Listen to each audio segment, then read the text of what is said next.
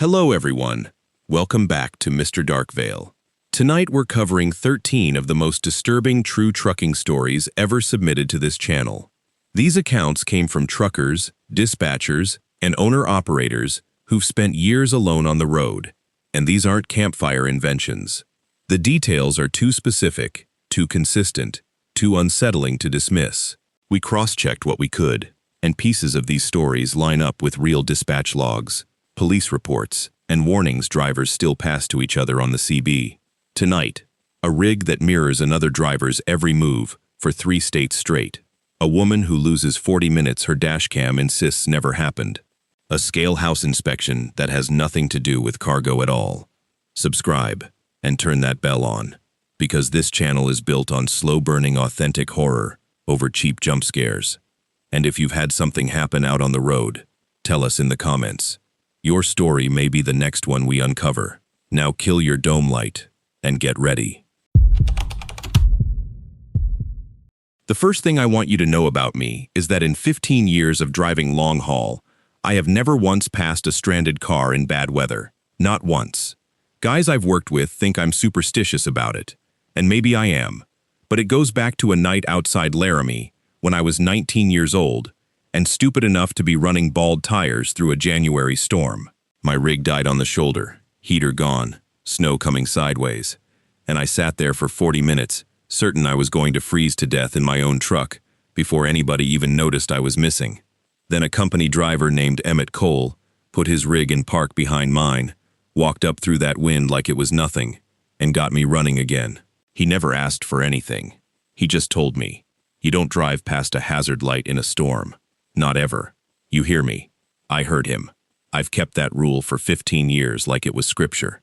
That's why I want you to understand that what I did on the night I'm about to tell you about wasn't recklessness. It was the same thing I'd have done for anyone, any night, anywhere. I want that on the record before I get to the rest of it.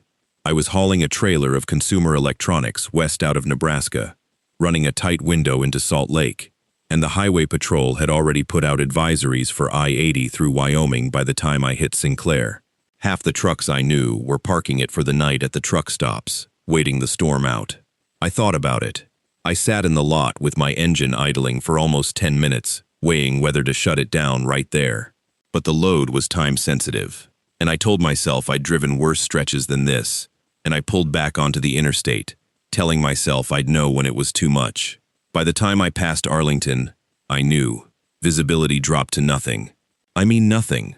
The kind of whiteout where your own headlights just bounce the snow straight back at you and the white lines disappear and you're driving on memory and hope. Every part of me that had ever driven a truck was screaming to just hold the wheel steady and keep the speed down and get through it. And that's exactly the moment I saw them. A single set of hazards, blinking orange through all that white, off on the right shoulder, near a reflector post that read 261. I want to be honest with you. Some part of me, for just a second, thought about not stopping. Conditions were bad enough that pulling over myself was a risk, let alone getting out and standing in it. But Emmett's voice was louder than the wind in my head, and I eased the rig down, hit my own hazards, and walked up into the storm toward that car.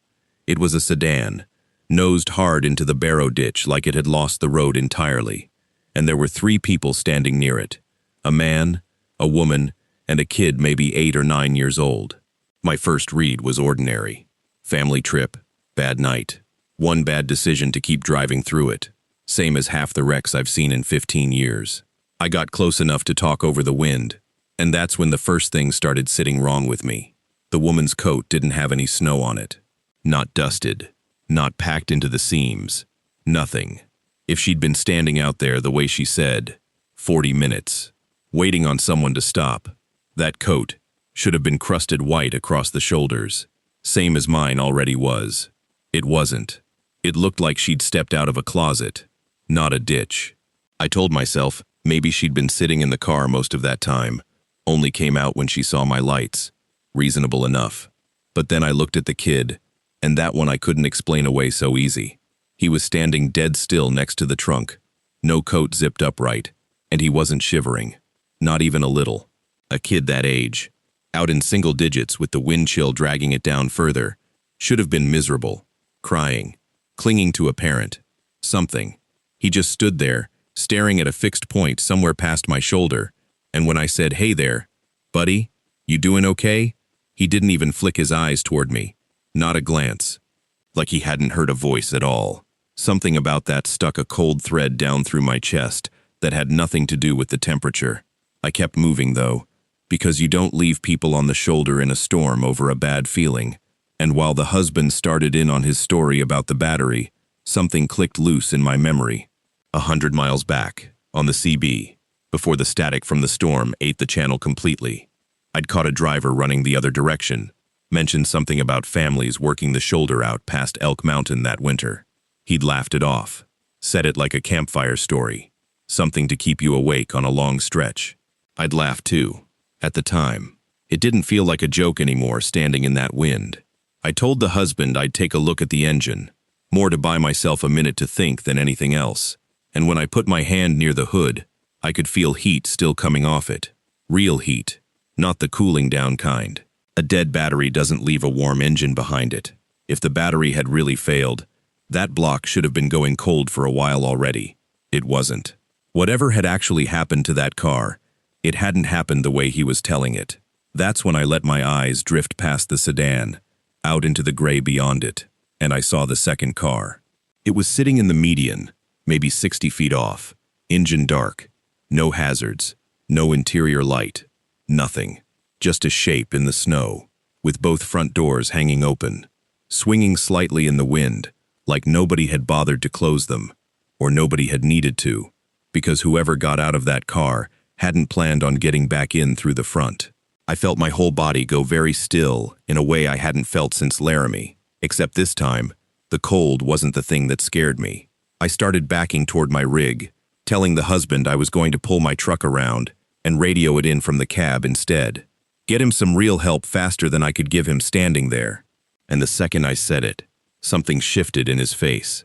The panic that had been in his voice a minute earlier just wasn't there anymore.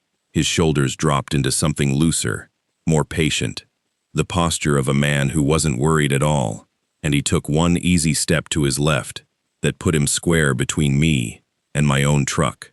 I understood, all at once and completely, that I hadn't stopped to help anybody.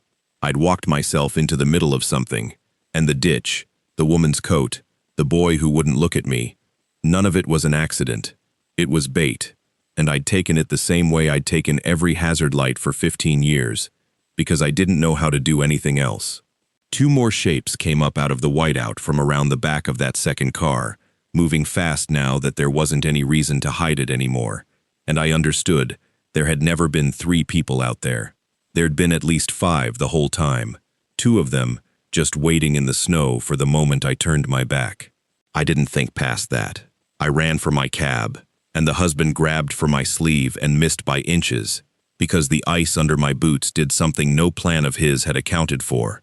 It nearly took my legs out from under me and threw me half a stride sideways, straight past his reach.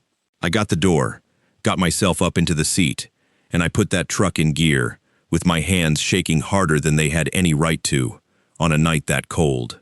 I heard something hit the side of the trailer as I pulled out, a fist or a tool, I never found out which, and I watched in the mirror as headlights came alive behind me in the dark. No hazards this time, just running lights cutting straight out of the median after me. I had 18 wheels and a full trailer on packed ice in a whiteout, and they had a car that could turn twice as fast as I could. And for about a mile and a half, I genuinely did not know if I was going to make it to the next exit. Then, up ahead in my own headlights, another rig came apart across both lanes. Somebody else's trailer, caught by a gust or a patch of black ice, or just plain bad luck, had jackknifed clean across the interstate, and for one long second, all I saw was a wall of steel and reflective tape filling the whole windshield. I hauled the wheel over, felt my own trailer start to slide, and somehow, I still don't fully know how, I threaded the gap along the shoulder between the wreck and the guardrail, with maybe a foot of clearance on either side.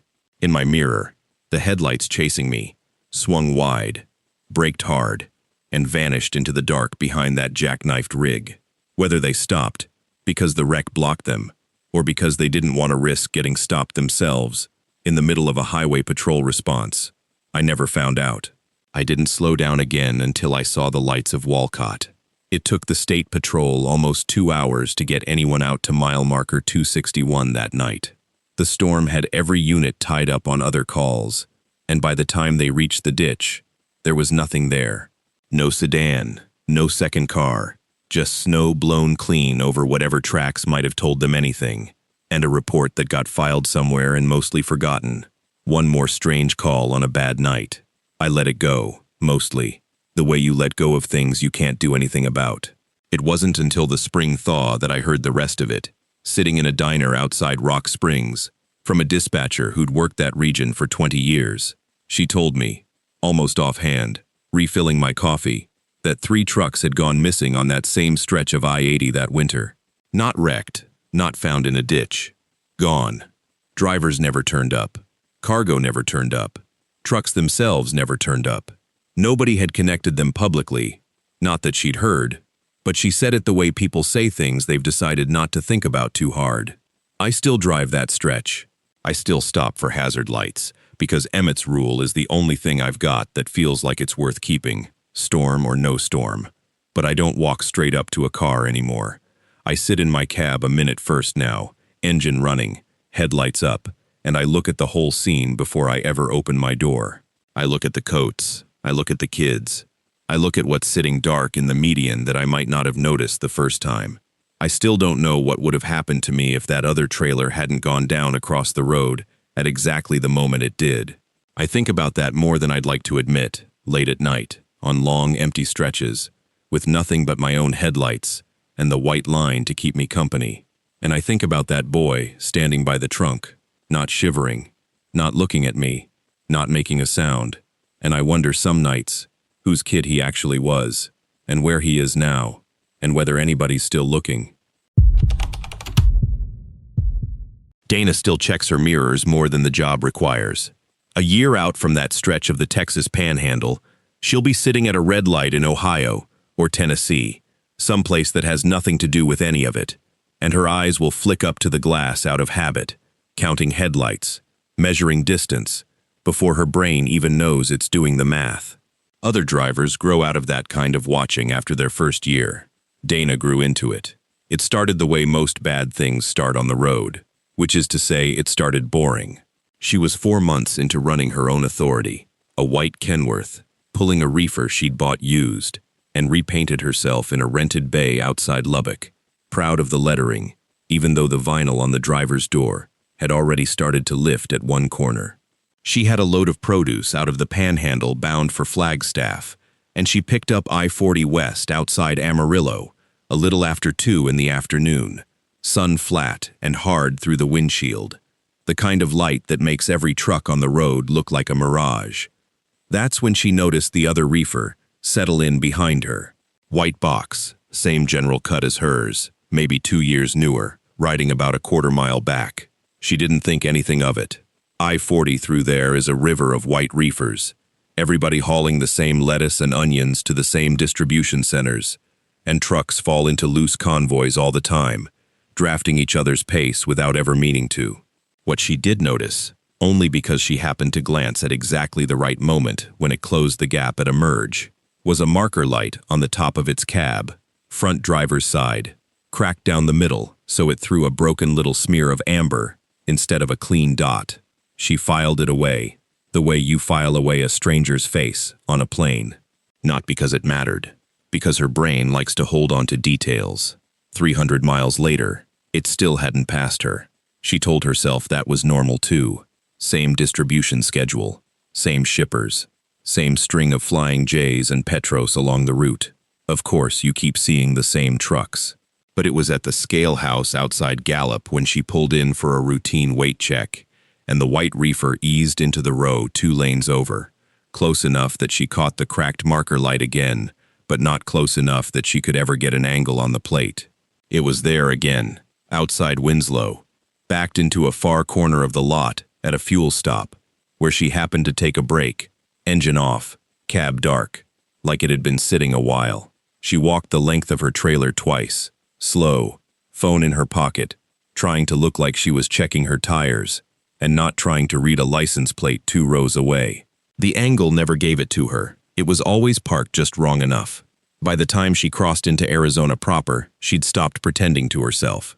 She mentioned it on the CB one night, half joking, to a trucker who went by Big Earl, running the same corridor.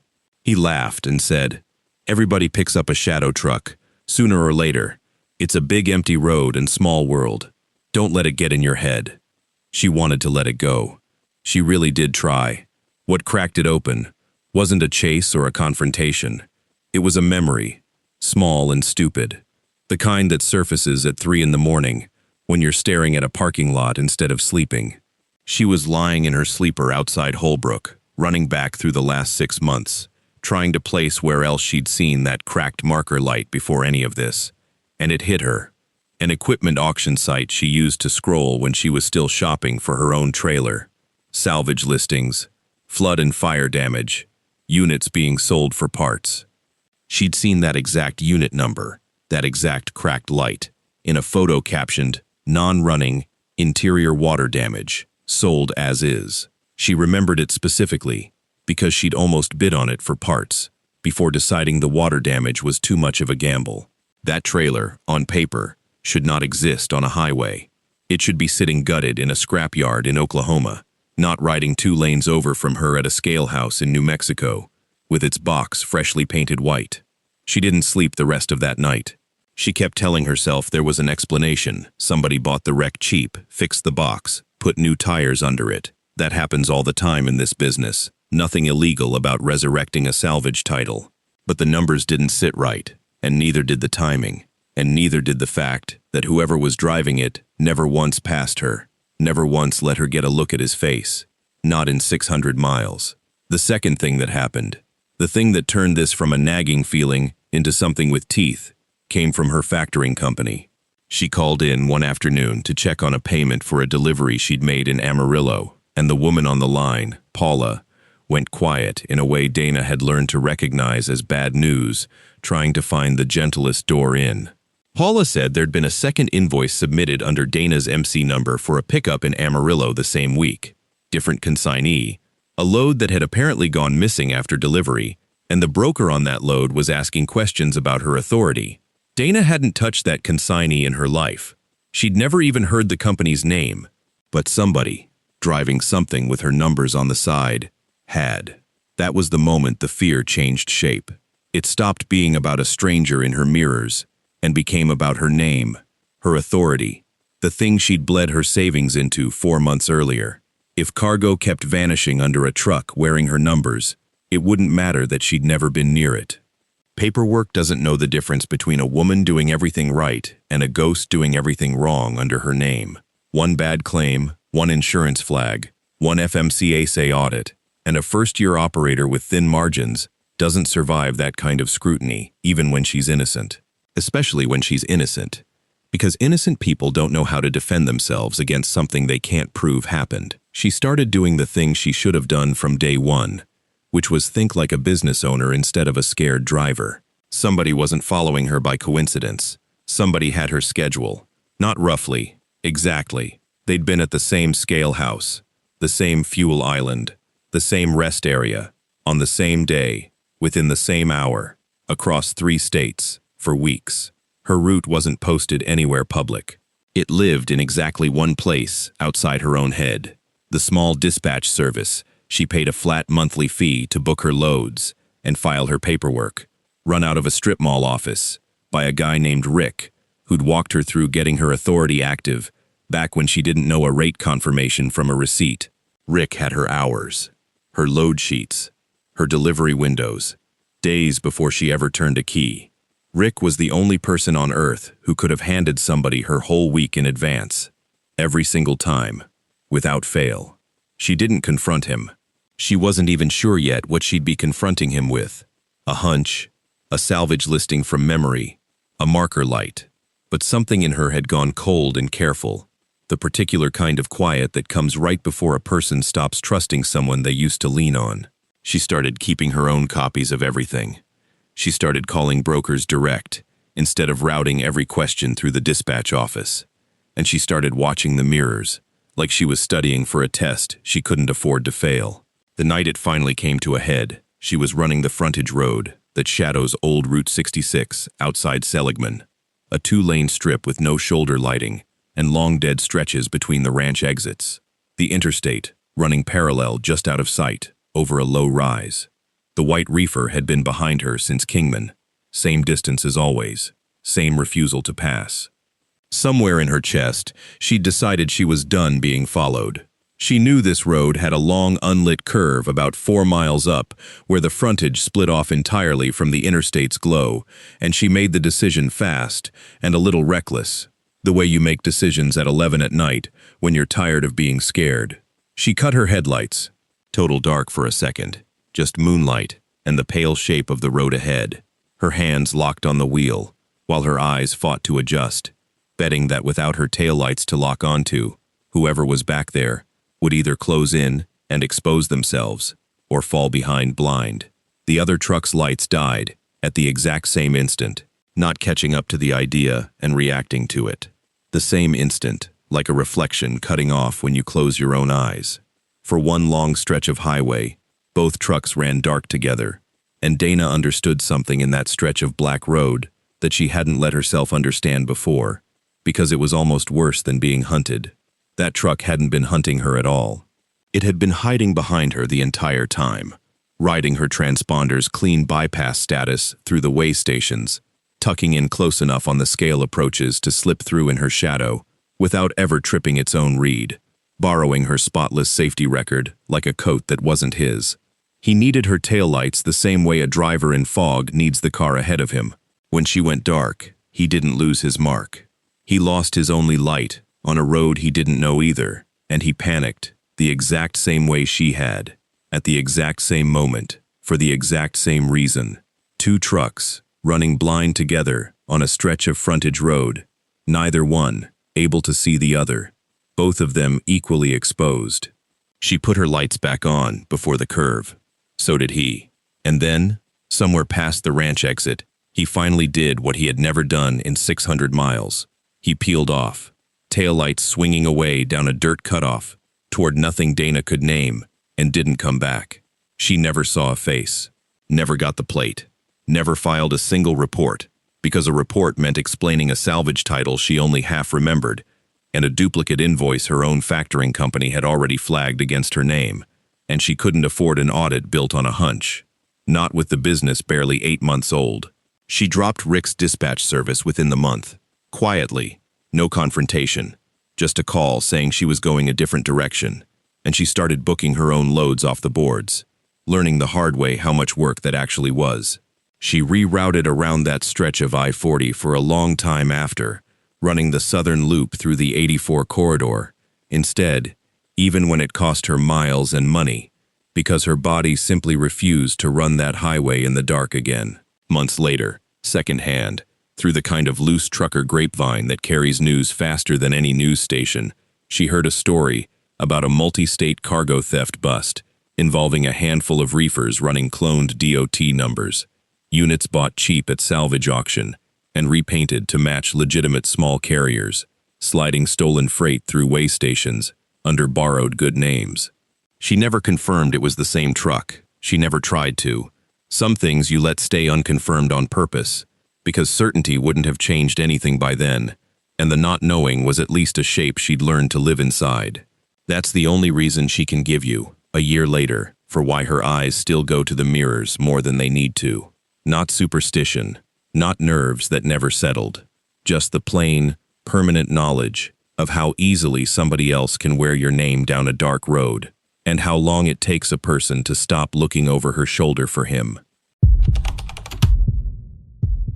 19 hours awake is the number I always come back to now. Not 18, not 20. Somewhere around hour 19, something in your skull stops running the show and hands the wheel to somebody else for a while. Before that, you're just worn down, coffee tired, blinking hard at green highway signs. After it, you're a passenger riding shotgun in your own body, watching your hands do the work without you. I didn't know that number going into this. I know it now, the way you know the sound of your own front door. I'd been driving for a company out of Joplin for 11 years at that point. 22 years total, behind something bigger than a car. Produce out of the valley, steel coils out of Gary, refrigerated pharmaceutical loads that had to hit their dock, inside a window measured in minutes, not hours. I knew tired. What happened on this run wasn't that. It started as a rush job on a Thursday afternoon, the kind that shows up looking like an emergency and turns out to be somebody else's bad planning, 3 states away. A reefer full of vaccine coolers, temperature locked, 611 miles from the distribution center to a hospital system up near the Dakota line, due on the dock by 6 the next morning. My dispatcher, a woman named Terry, who'd booked my loads for 6 years and knew my kid's name and my knee surgery date, called while I still had 4 hours left on my mandatory 10-hour break. She didn't ask me to break the rule. She just laid out the math and let me do it myself. $1,100 on top of the run, paid separate from the settlement. The account was worth 8 loads a week to the company, if the hospital network liked how this one went. My daughter's spring tuition was due in 9 days. I hung up the phone, looked at the clock, and did what a lot of guys in this business have done at least once, and told themselves they'd never do again. I rolled 2 hours before my break was even legally up, and I kept the coffee coming instead of the sleep. For the first 10 hours it was ordinary. Flat highway, low traffic, a couple of way stations that waved me through. Somewhere past hour 14 I noticed the first thing that didn't sit right, though at the time I filed it under fatigue. I passed a mile marker, blinked, and the next one I saw was 4 miles further down the road than it should have been, for how much time had passed on the dash clock. 4 miles is nothing. 4 miles is a song and a half at highway speed. But I hadn't heard a song. I hadn't heard anything. There was just a gap where 4 miles should have taken up space in my head, and it didn't. I called Terry around hour 16, told her I was feeling it, asked if there was a truck stop with parking coming up where I could take 20 minutes. She said there was one in 40 miles, told me to push to it, said she'd stay on with me if I wanted company on the radio. That offer mattered later, because it meant I already knew what her voice sounded like when she was trying to keep a tired driver talking. I knew the rhythm of it. So when I heard that same rhythm on a different channel 2 hours after we'd already hung up, my first thought wasn't that something was wrong. My first thought was that it was her. I'd flipped to channel 19 out of habit more than anything, the way you do on a long haul, just to have something other than your own breathing in the cab. 19's usually a wall of noise, truckers talking about construction, and Waffle House, and nothing at all. This time it was quiet, that particular kind of quiet, where the signal meter shows nothing coming in, no bars, no static bed under it, just flat silence. And then, a voice came through anyway, clean as a phone call, telling me to take the next exit and follow the frontage road instead of staying on the interstate. I want to be honest about how normal it sounded. It didn't sound like a movie. It sounded like a person doing their job, giving me a heads up about construction ahead, telling me the frontage road would save me 20 minutes and put me back on the highway past the backup. I took the exit. I want to be honest about that too. Hour 18 of being awake does something to how much you question an instruction that sounds reasonable. It wasn't until I was 3 miles down that frontage road, past a stretch of dark fields with no other trucks, and no reason a load like mine would ever be routed this way, that it occurred to me to key up and ask who I was talking to. Nobody answered. I picked up my phone instead and called Terry direct, and she picked up groggy, because it was 1 in the morning and she'd gone home hours ago. I asked her about the construction, about the reroute. She said there was no construction flagged on that corridor, said nobody at dispatch had put out any reroute, said the load board still showed me running the original route straight through. She asked me, and I could hear her waking all the way up as she asked it, whether I'd pulled over yet. I told her I was fine. That was the second choice I made wide awake that night, and it was the wrong one too. The voice came back 40 minutes later, once I'd talked myself back onto the interstate, and told myself the whole thing had been some kind of channel bleed, somebody's dead zone chatter I'd misheard. This time it didn't give me directions. It asked me, casual as anything, if I still had my dad's lighter taped under the visor. I do. I've had it there since he passed 9 years ago. A plain steel Zippo with a dent in one corner, and I have never once mentioned it to another human being on a CB radio in my life. There is no version of that information existing anywhere outside my own head and the inside of my own cab. I looked at the visor without meaning to. It was there. Of course it was there. That wasn't the part that scared me. I pulled into the next truck stop I saw. A big one with floodlights and 40 trucks already parked. And I sat in a booth inside with a coffee I didn't drink, just to be around people. While I was sitting there, I looked at my phone out of habit and saw 2 outgoing text messages in my thread with my ex-wife, sent 40 minutes apart during the stretch of frontage road I couldn't fully account for. I didn't remember sending them. They weren't threatening or strange in content, just ordinary logistics about picking up our daughter next weekend, the kind of text I send all the time. But I didn't remember my thumbs typing them. That's a different thing than not remembering a boring stretch of highway. That's your own hands, doing something without asking you first. I walked back out to the truck, telling myself I needed real sleep, not truck stop coffee sleep. And I did my walk around before climbing back in, force of habit after 22 years. My seat was 2 notches back from where I run it. I'm 5'8". I keep that seat close enough to work the pedals without stretching. It was set for somebody taller than me. There was a coffee cup in the passenger footwell that wasn't the truck stop's cup, and wasn't mine. A different brand than what I'd bought, still a little warm. I called it in. Not to Terry this time, to the company's safety line, the number you're supposed to use for accidents and near misses. I told them everything, the reroute, the voice, the seat, the cup. They logged it as a fatigue-related incident and told me to take my full reset before running again, which was the right call and also felt like being handled rather than helped. When I checked my own ELD later that week, the log showed 2 hours of recorded driving time during the stretch I still can't fully account for, moving at highway speed, ending in a 10-minute stop at a set of GPS coordinates that pinned to a way station that's been closed since 2019. I looked it up. It's not on any current route map. 2 other drivers on an owner-operator forum, in threads going back 3 years, mentioned that same defunct scale house by name, both times in posts about pushing past their hours, on that same stretch of frontage road, and losing time they couldn't explain. The last thing I did, about 2 weeks after, was ask the company for the dashcam footage covering that window, the outward and inward-facing feed both, because I wanted to see my own face on that stretch of road. Wanted proof, one way or another, of what I looked like while it was happening. The safety manager who called me back sounded uncomfortable in a way people don't sound when a file's just corrupted. He said the footage for that specific 2-hour block was missing from the server, that IT had checked twice, that there was no corruption flag, the file simply wasn't there, like it had been pulled rather than lost. He didn't have an explanation, and I could tell he didn't want to keep talking about it, and I didn't push. Because by then, I'd already decided I wasn't going to find an answer that made sense sitting in an office, and I wasn't sure I wanted to. I've run that same account a dozen times since. Same freight, same hospital network, same 611 miles.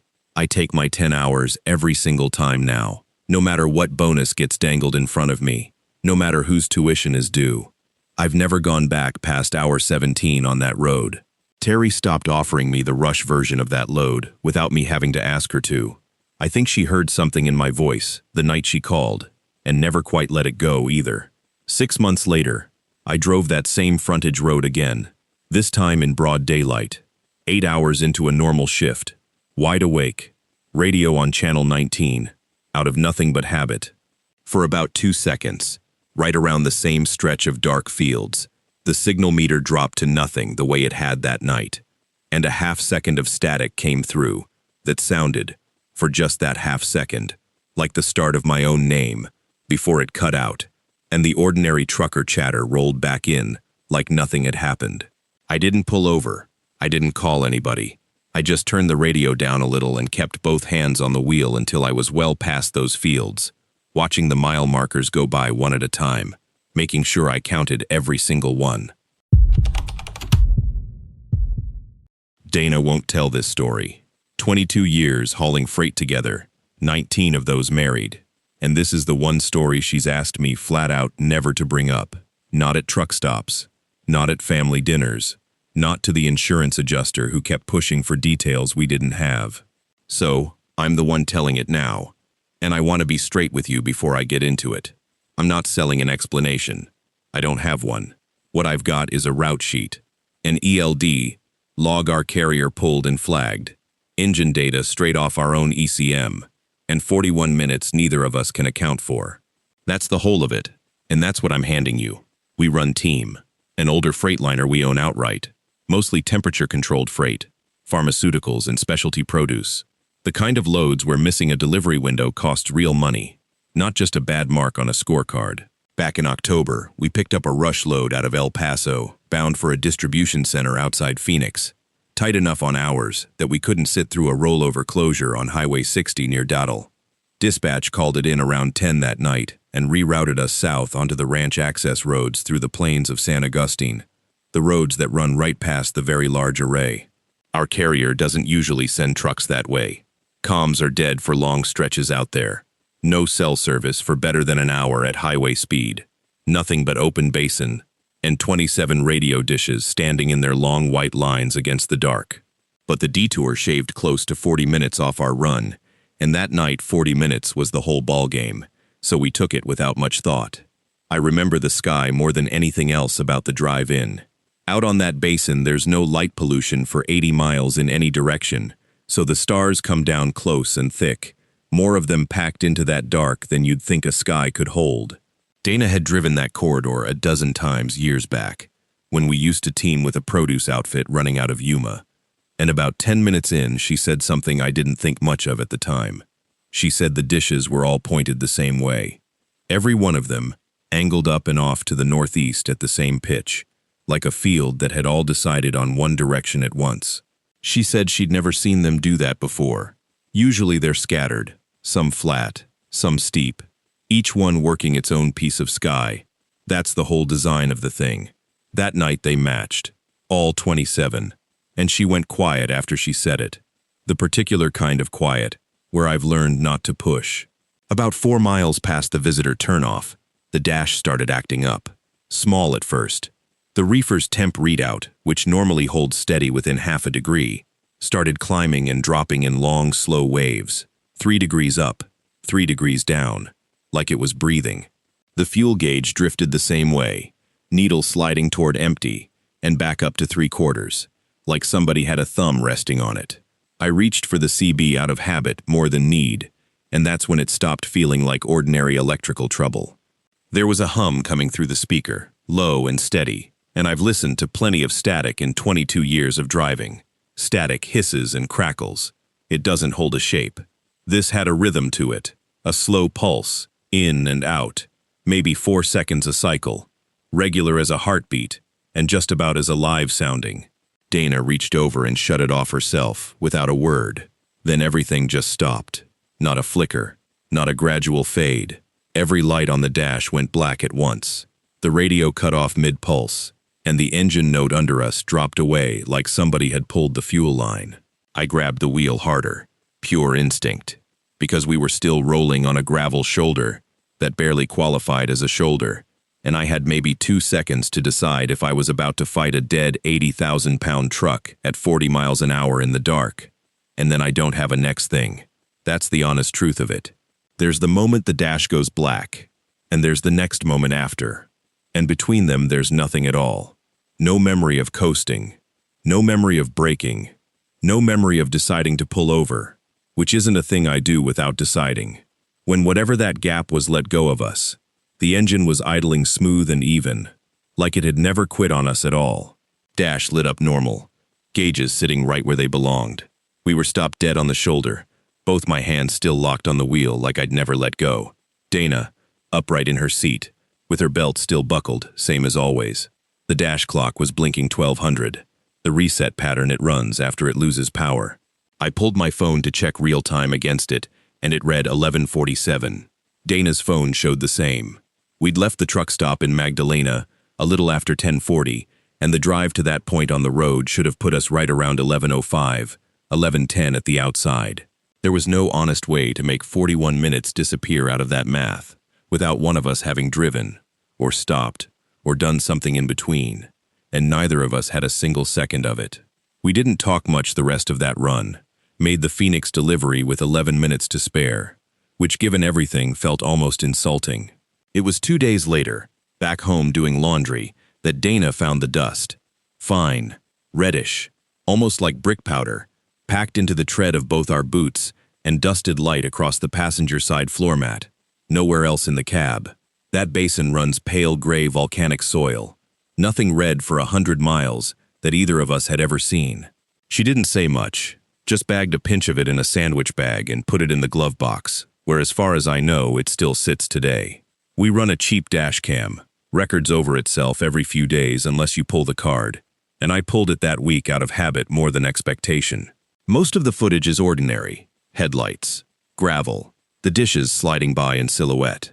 Then at 10:52, the frame drops to a flat gray, no static pattern, no snow, just an even gray, like the lens had been capped by something that still let a little light bleed through. The audio keeps running underneath it, and there's that same low pulse from the CB. Fainter, but there. The gray holds for exactly 41 minutes by the timestamp, then cuts clean back to gravel and headlights. No transition frame, no glitch, just there and then not. I might have let it sit as one bad night if it had stopped there. It didn't. Our carrier runs quarterly audits on ELD data for hours of service compliance, and their safety office flagged our log automatically. A 41-minute stationary gap with 0 fault codes, no brake events, no door sensor trips, nothing on record to explain why the truck sat idling on a shoulder mid-route, with no scheduled stop anywhere near it. I had to write a statement. Told them what I've told you, minus the dust and the dash cam, because I wanted to keep my authority to operate, and didn't feel like getting flagged for a psych evaluation on top of everything else. The safety manager, an older guy who's been there longer than I've had my CDL, told me off the record that our corridor wasn't new to this kind of thing. Said there'd been at least one other team, years back, who filed something similar out of that same stretch, and quit driving inside a month of it. He wouldn't give me a name.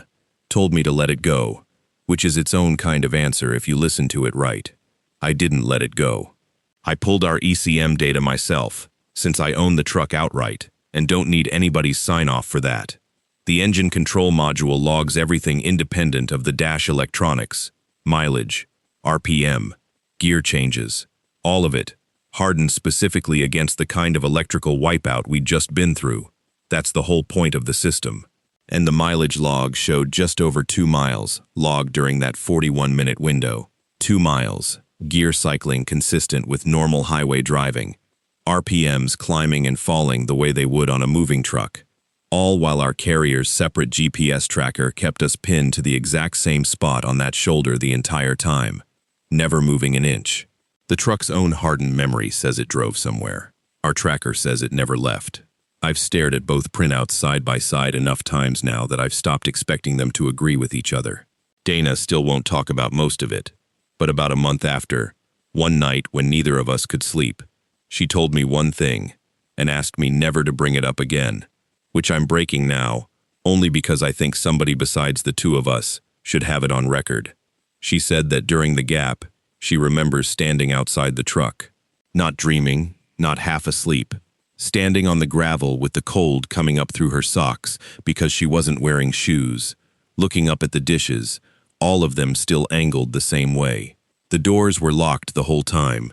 We checked ourselves afterward, both locked from the inside, same as we always run them on a night stop.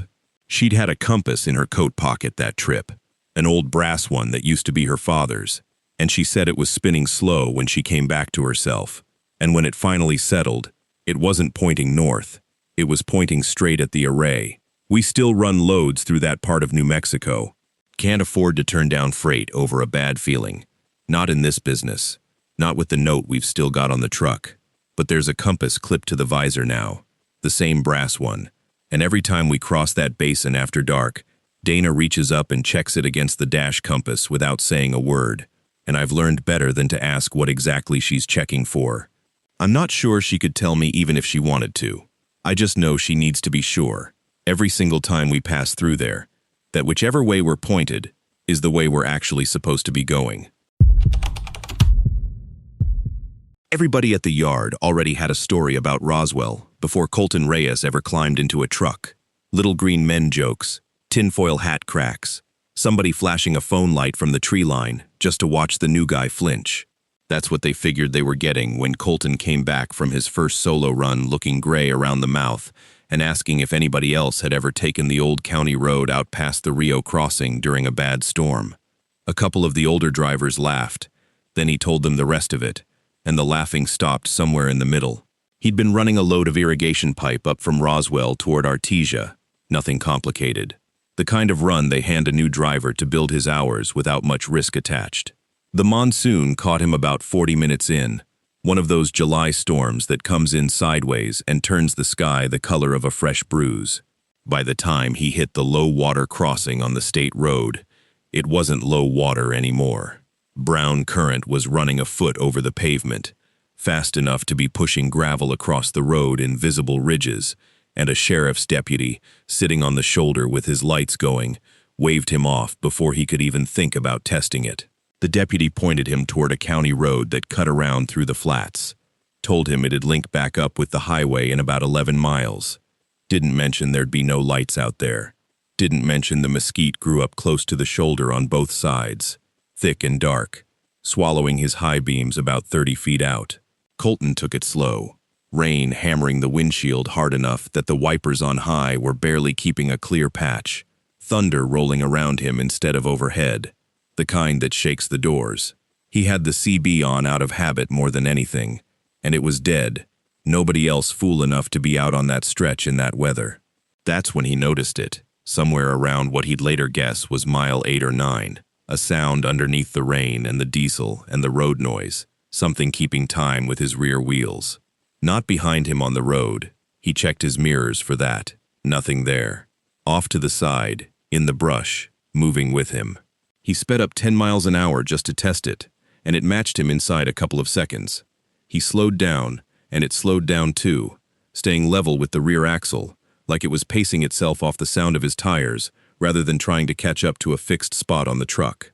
He told himself it was a dog, then a coyote, then made himself stop guessing, because none of those explanations fit a thing that could hold pace with a truck doing 45 on a wet road. The lightning was close by then, cracking every 10 or 15 seconds, and on one of those flashes, he looked in his side mirror without meaning to.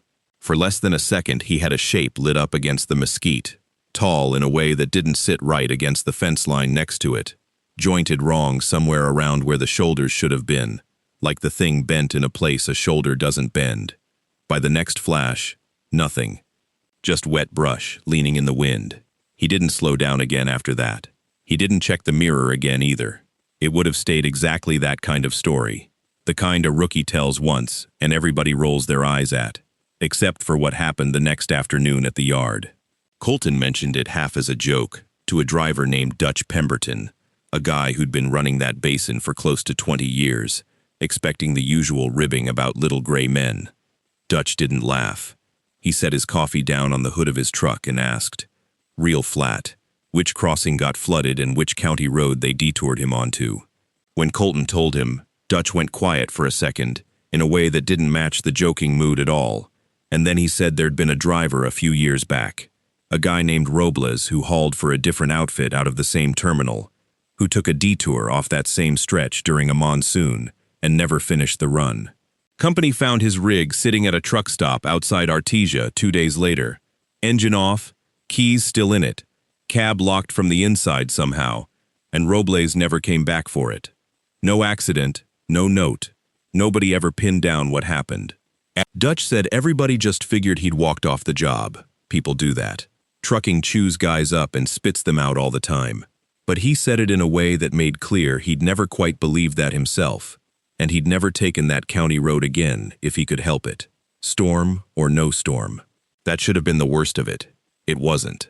The next morning, doing his pre-trip walk-around before a different run, Colton found 4 gouges raked across the rubber of his rear mud flap, deep enough to have torn through to the backing, spaced too wide and too even to be a branch snag or a rock kicked up off the road.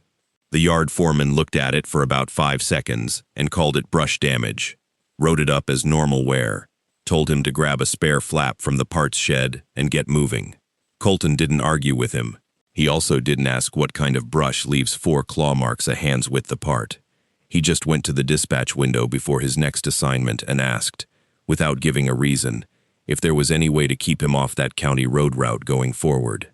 The dispatcher, a woman named Marisol, who'd been scheduling drivers out of that terminal longer than Colton had been alive, didn't ask him why either. She pulled up his run sheet, looked at it for a second, and said, "Mile marker 19, out past the Rio crossing." He hadn't told her the mile marker. He hadn't told her which crossing. She just knew. The way you know a fact you filed away and hoped you wouldn't need again. And she rerouted him, without another word, tapping a few keys and handing him a new manifest, like it was the most ordinary request in the world. When he finally worked up the nerve to ask if that happened a lot, drivers asking to get moved off certain roads, she gave him a look that wasn't quite sympathy and wasn't quite warning, and said the company had a handful of stretches they quietly kept off the new hire routes during monsoon season, not because anybody wrote it down anywhere official, but because enough drivers over enough years had come in asking the same kind of question, with the same kind of face he was wearing right now. She told him it wasn't really about that one road. It was about low water crossings, forcing detours onto back roads, where the mesquite grew in close and thick, after heavy rain, at night. Any stretch like that, in that basin, during a storm bad enough to close a crossing, could put a driver somewhere he didn't want to be. The county road he'd taken just happened to be the one that came up most. Colton drove for that company 2 more years. He never took that particular detour again, and as far as he knew, nobody rerouted him wrong on purpose after that first time. But every monsoon season, when a crossing flooded and a deputy waved him toward some unlit back road he'd never run before, he found himself watching the tree line a little too closely, timing his mirror checks to the lightning instead of the clock, and he never once managed to convince himself he was just being careful about deer. Dispatchers don't get many calls where a driver just wants to talk. Most of what comes through the radio is short and practical. A mile marker, a load number, a gripe about diesel prices at the last stop. So when Grady Combs keyed up that night and said my name twice before he said anything else, I already had my pen down and my hand on the volume knob. 20-some years on graveyard dispatch teaches you that much. You learn the difference between a man reporting something and a man reaching for something. It was February, the kind of cold that makes trucks groan before they'll turn over, and a storm had shut the interstate through the canyon 2 hours before his call. Route control had already pushed half the board onto the old 2-lane that climbs the Cimarron grade, the state road nobody uses anymore except when the interstate's closed, because it's slower and steeper, and there's nothing up there but pine and drift for 20-some miles. Grady had a reefer load he couldn't afford to sit on, so he took the detour like everybody else, and his GPS unit, older than the load itself, told him there was a stop coming up. Cimarron Motor Court. Vacancy, it said, same as it probably had for however many years since anybody bothered updating that unit's maps. He radioed in polite as always, said he was pulling off, said his heater'd been running rough since Kansas, and he wanted to check it before the grade got worse. I told him fine. Log it. Standard stuff. About 10 minutes later he was back on, and his voice had changed. Not scared exactly, more like a man describing something he didn't trust his own eyes to be reporting straight. He said the place was boarded up, not closed, boarded, plywood over every window, gray and swollen with what looked like 40 winters of weather, nailed from the outside so long ago the nail heads had rust streaks bleeding down into the grain. And yet there were lights behind some of those boards, coming through the cracks, and he could smell wood smoke, and under the wind he swore he could hear a jukebox going, tinny and far off, like it was playing through a wall. While he talked, I pulled the address up on our mapping program, just to see what I was dealing with, and there it was, on the satellite view, a low L-shaped building, with the roof half caved in on one wing, and boards over every opening I could make out. Seeing it while he described it made it worse, not better. I told him that didn't sound right. Told him to get back in the truck and keep moving. That whatever was making that smell wasn't worth 10 minutes of his time. He laughed, but it wasn't a real laugh. And he said his heater'd quit altogether, and the cab was already dropping toward freezing, and he didn't much care for his other option, which was sitting alone on a dead mountain road in a blizzard, in a truck that wouldn't hold heat. He said he'd try the door, just to get warm a minute, and if it was locked, he'd come straight back. I told him fine, keep the radio open, keep talking the whole way there, and he said he would. He did, for a while. He described walking up through snow packed against the boards, a door that looked like it hadn't opened in decades but swung in anyway, like the frame had rotted enough to let it. He said it was warm inside. He said that word twice, warm, like it surprised him more than anything else had. Then, mid-sentence, describing a wood stove glowing through a doorway ahead of him, he just stopped talking. I called his handle 3 times. Nothing. Grot. Just the open channel. That low hiss you get when a mic's keyed, but nobody's near it.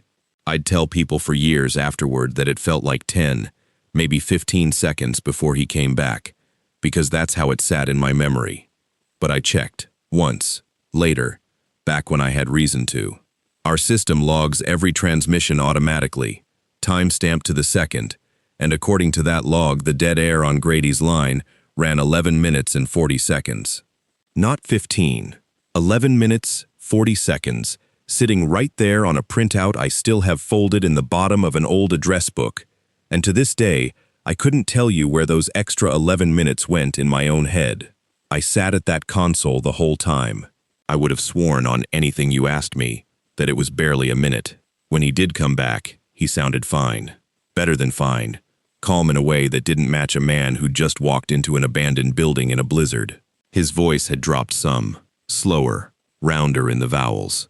Nothing like the flat, clipped way Grady usually talked. He said everything was all right, that he'd warmed up, that he'd be back on the road shortly. And then he signed off, using the callback protocol we all ran back then. Except he gave a name at the end that wasn't his. Said it clear as anything. I wrote it down out of pure habit, before I even registered it was wrong, because that's the job. You write down what a driver says. You don't edit it as it comes in. I figured it was static, garbling his call sign, and let it go. He got back on the grade, 20 minutes later, finished the route, dropped the load on schedule, and came back through my shift a few nights after that, talking about nothing but a Broncos game. He never brought up the motor court again. Not once. Not in the 11 more years he drove for that outfit before he retired. I might have let the whole thing go, the way you let go of most strange nights on that radio, if I hadn't mentioned it maybe 8 months later, to Earl Petrosky, who'd run that board since before I started, and didn't, as a rule, react to anything. I told it like a joke. The boarded-up motor court, the jukebox, the 11 minutes I couldn't account for. Earl didn't laugh. He asked me, very quiet, whether the driver had gone inside.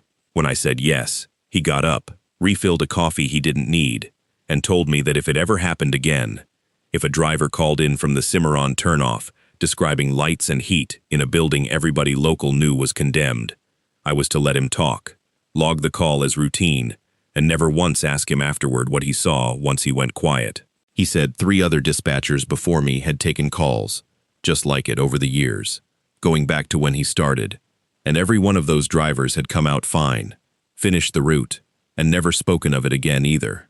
He said the company knew.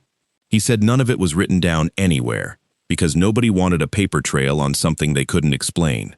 But every dispatcher who sat that board eventually got told what he was telling me right then, and eventually, I'd tell it to somebody too. That should have been the end of it, and for a long while it was. But curiosity is a bad habit in this job, and I had a cousin who clerked part-time at the county courthouse, 2 counties over, the one that actually held records for that stretch of the pass. I asked her, off the clock, to look into a motor court out past the old Cimarron grade. It took the better part of a year between her real work, but she came back with a folder of newspaper microfiche printouts from the winter of 1957. A fire had gone through the place that January, during a storm that closed the same road we still used as our detour. The exit off the lobby had been blocked by a section of roof that came down under the snow load, and 4 people hadn't made it out. 2 guests and 2 staff, including a night clerk, 19 years old, who, according to the paper, had called the volunteer fire department from the lobby phone before the line went dead. The county condemned what was left rather than pay to haul equipment up that grade, and boarded it shut instead, and that was the last anybody did about it, official or otherwise, for the better part of 70 years.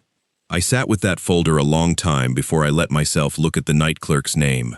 I already knew, somehow, what it was going to say, before I found it, the way you know a word's coming before somebody finishes a sentence.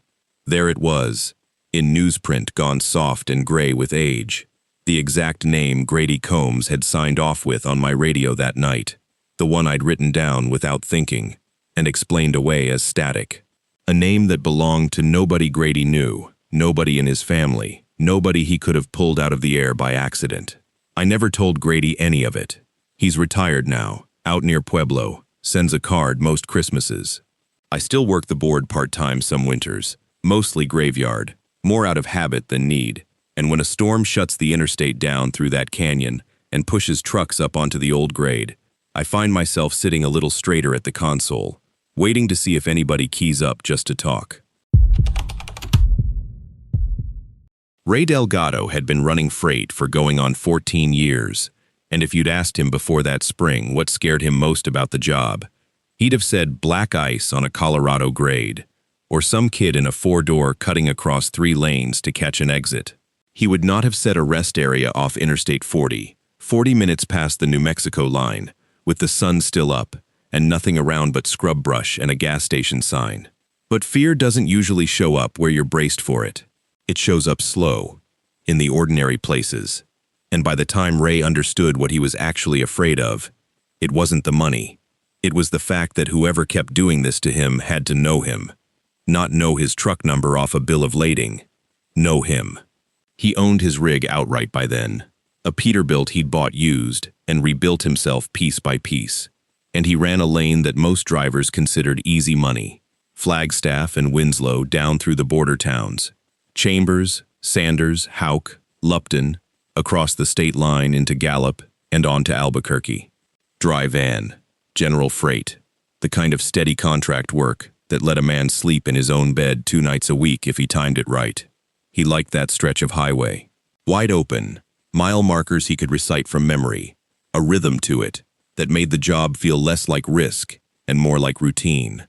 The first load he lost was a trailer full of commercial kitchen equipment, ranges, and steel prep tables, bound for a restaurant supplier outside Albuquerque. He'd pulled off for what looked like a routine def sensor fault, the kind of nuisance code that shuts a truck down until you clear it, and he laid over at the same travel plaza he always used on that stretch, ate dinner, slept 4 hours, and woke up to a trailer that had been popped and stripped down to the floor. He called it in, filed the claim, ate the deductible, chalked it up to bad luck. Cargo theft happened. Everybody in the business had a story. 6 weeks later it happened again. A load of new tires and wheels this time. Different customer, different broker paperwork, but the same lane. And he didn't clock it at first. Not really.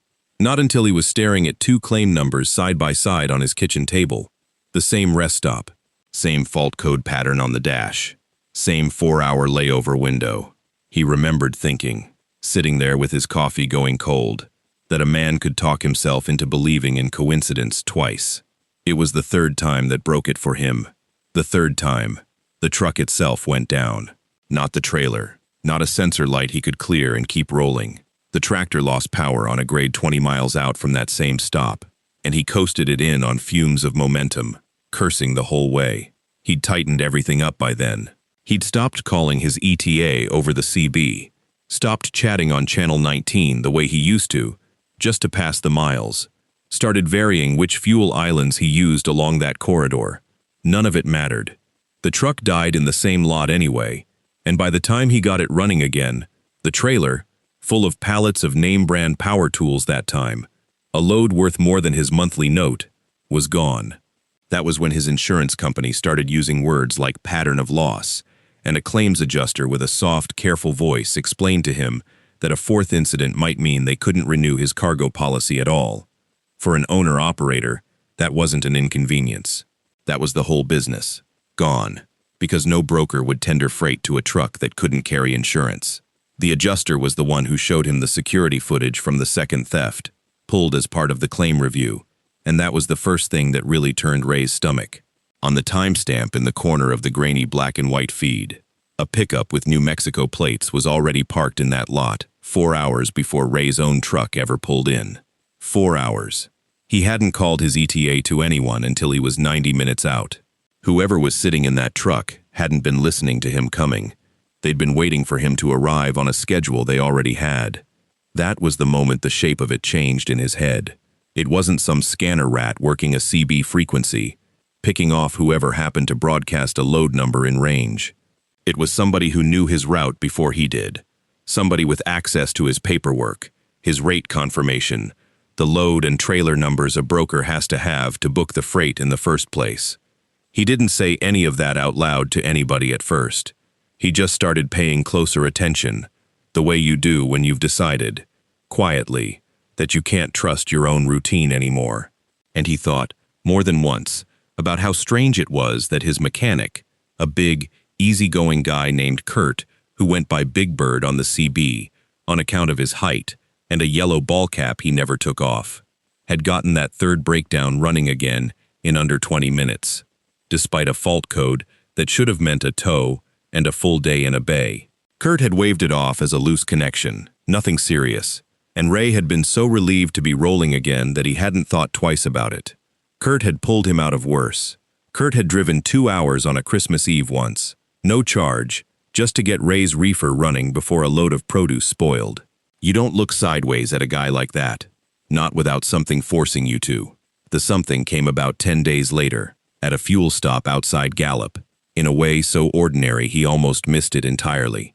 He'd gone in for coffee and come back out to make a call of his own, standing near the fuel islands where the cell signal was better, and he heard Pete Alvarez's voice before he saw him, the broker he'd worked with for going on 6 years, a guy who'd never once been late on a payment, standing by his car with his phone to his ear, reading off numbers the way you'd read a grocery list. Trailer number, commodity, ETA, give or take 20 minutes. Ray stood there with his own phone halfway to his ear and just listened, because something in Pete's tone stopped him cold. Not secretive, not nervous, just practiced. Routine. Like a man reciting something he'd said 100 times before and had long since stopped thinking about as anything unusual. For a second, Ray's whole body went hot and then cold, the way it does right before you understand something you don't want to. He thought about walking over. He thought about a dozen things to say. He didn't do any of them. He stood there with his coffee going lukewarm in his hand and listened as Pete wrapped up the call, easy as anything, and said, "Yeah, I'll tell Bird. He'll have the number by tonight." Bird.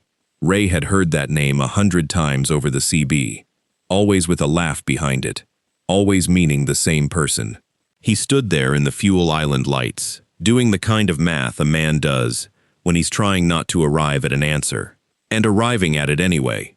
Not some stranger, not a random pickup truck with regional plates parked in a lot he'd never see again. The information that made all 3 of those losses possible had been moving in a loop the whole time. From the paperwork Pete needed to book the load, to a phone call Pete made like it was nothing, to a guy whose whole job was keeping Ray's truck running long enough, or breaking down short enough, to buy the exact window somebody needed at that exact rest stop. A guy who had unrestricted, trusted access to the one thing that made every other precaution useless, the truck itself. He didn't sleep right for a long time after that. He kept turning it over, looking for a version of it that let Kurt off the hook, and he never quite found one that held together against the timestamp on that security footage, or the 20-minute fix on a fault that should have taken all day, or the fact that every single incident had happened on the one lane where Kurt knew, better than almost anyone, exactly where and when Ray would be. He never called the police with a name attached, because by the time he'd worked it out, all he really had was an overheard phone call and a pattern that fit too well to be nothing, and not quite well enough to prove anything in a courtroom. And there was the plainer truth underneath that, the one he didn't say to anybody either. That stretch of highway ran through a patchwork of tribal, county, and state jurisdiction, the kind of overlapping lines that made a straightforward theft case complicated even with hard evidence, let alone with the little he had. He knew, realistically, what a report like his would turn into. A case number, a shrug, a file that sat in a drawer. So he did what a man in his position could actually do. He quietly stopped calling Kurt, made some excuse about trying a shop closer to home that nobody questioned too hard. He found a new broker through a friend of a friend, somebody with a smaller book of business who Ray could actually sit across a table from. He kept the lane, because it was still good money, and he wasn't about to let it beat him off the road entirely, but he ran it differently now, closer to the vest, sharing only what he legally had to share, and with nobody. He never said Kurt's name out loud to anyone, not to the adjuster, not to his wife, not even really to himself in the daylight. Part of that was practical. He knew what an accusation with no proof could cost him in a business that small, where everybody knew everybody, and grudges outlasted memories. But part of it, the part he liked less, was that saying the name meant closing the door on every good thing that had happened before it. The Christmas Eve tow, the favors, 14 years of a friendship that had felt, right up until it didn't, like the one thing on that highway he never had to worry about. The money he lost, he could account for. He'd already rebuilt most of it. What he couldn't get back was simpler and heavier than that. The particular kind of trust you only get to spend once. The kind that lets a man close his eyes in a sleeper berth on the side of a dark highway and actually rest. He still ran that lane. He still stopped for coffee at the same travel plazas. But he watched the mirrors different now, and he kept his own counsel. And if you asked him straight out who he thought had set the whole thing up, he'd just look at you for a second too long and change the subject.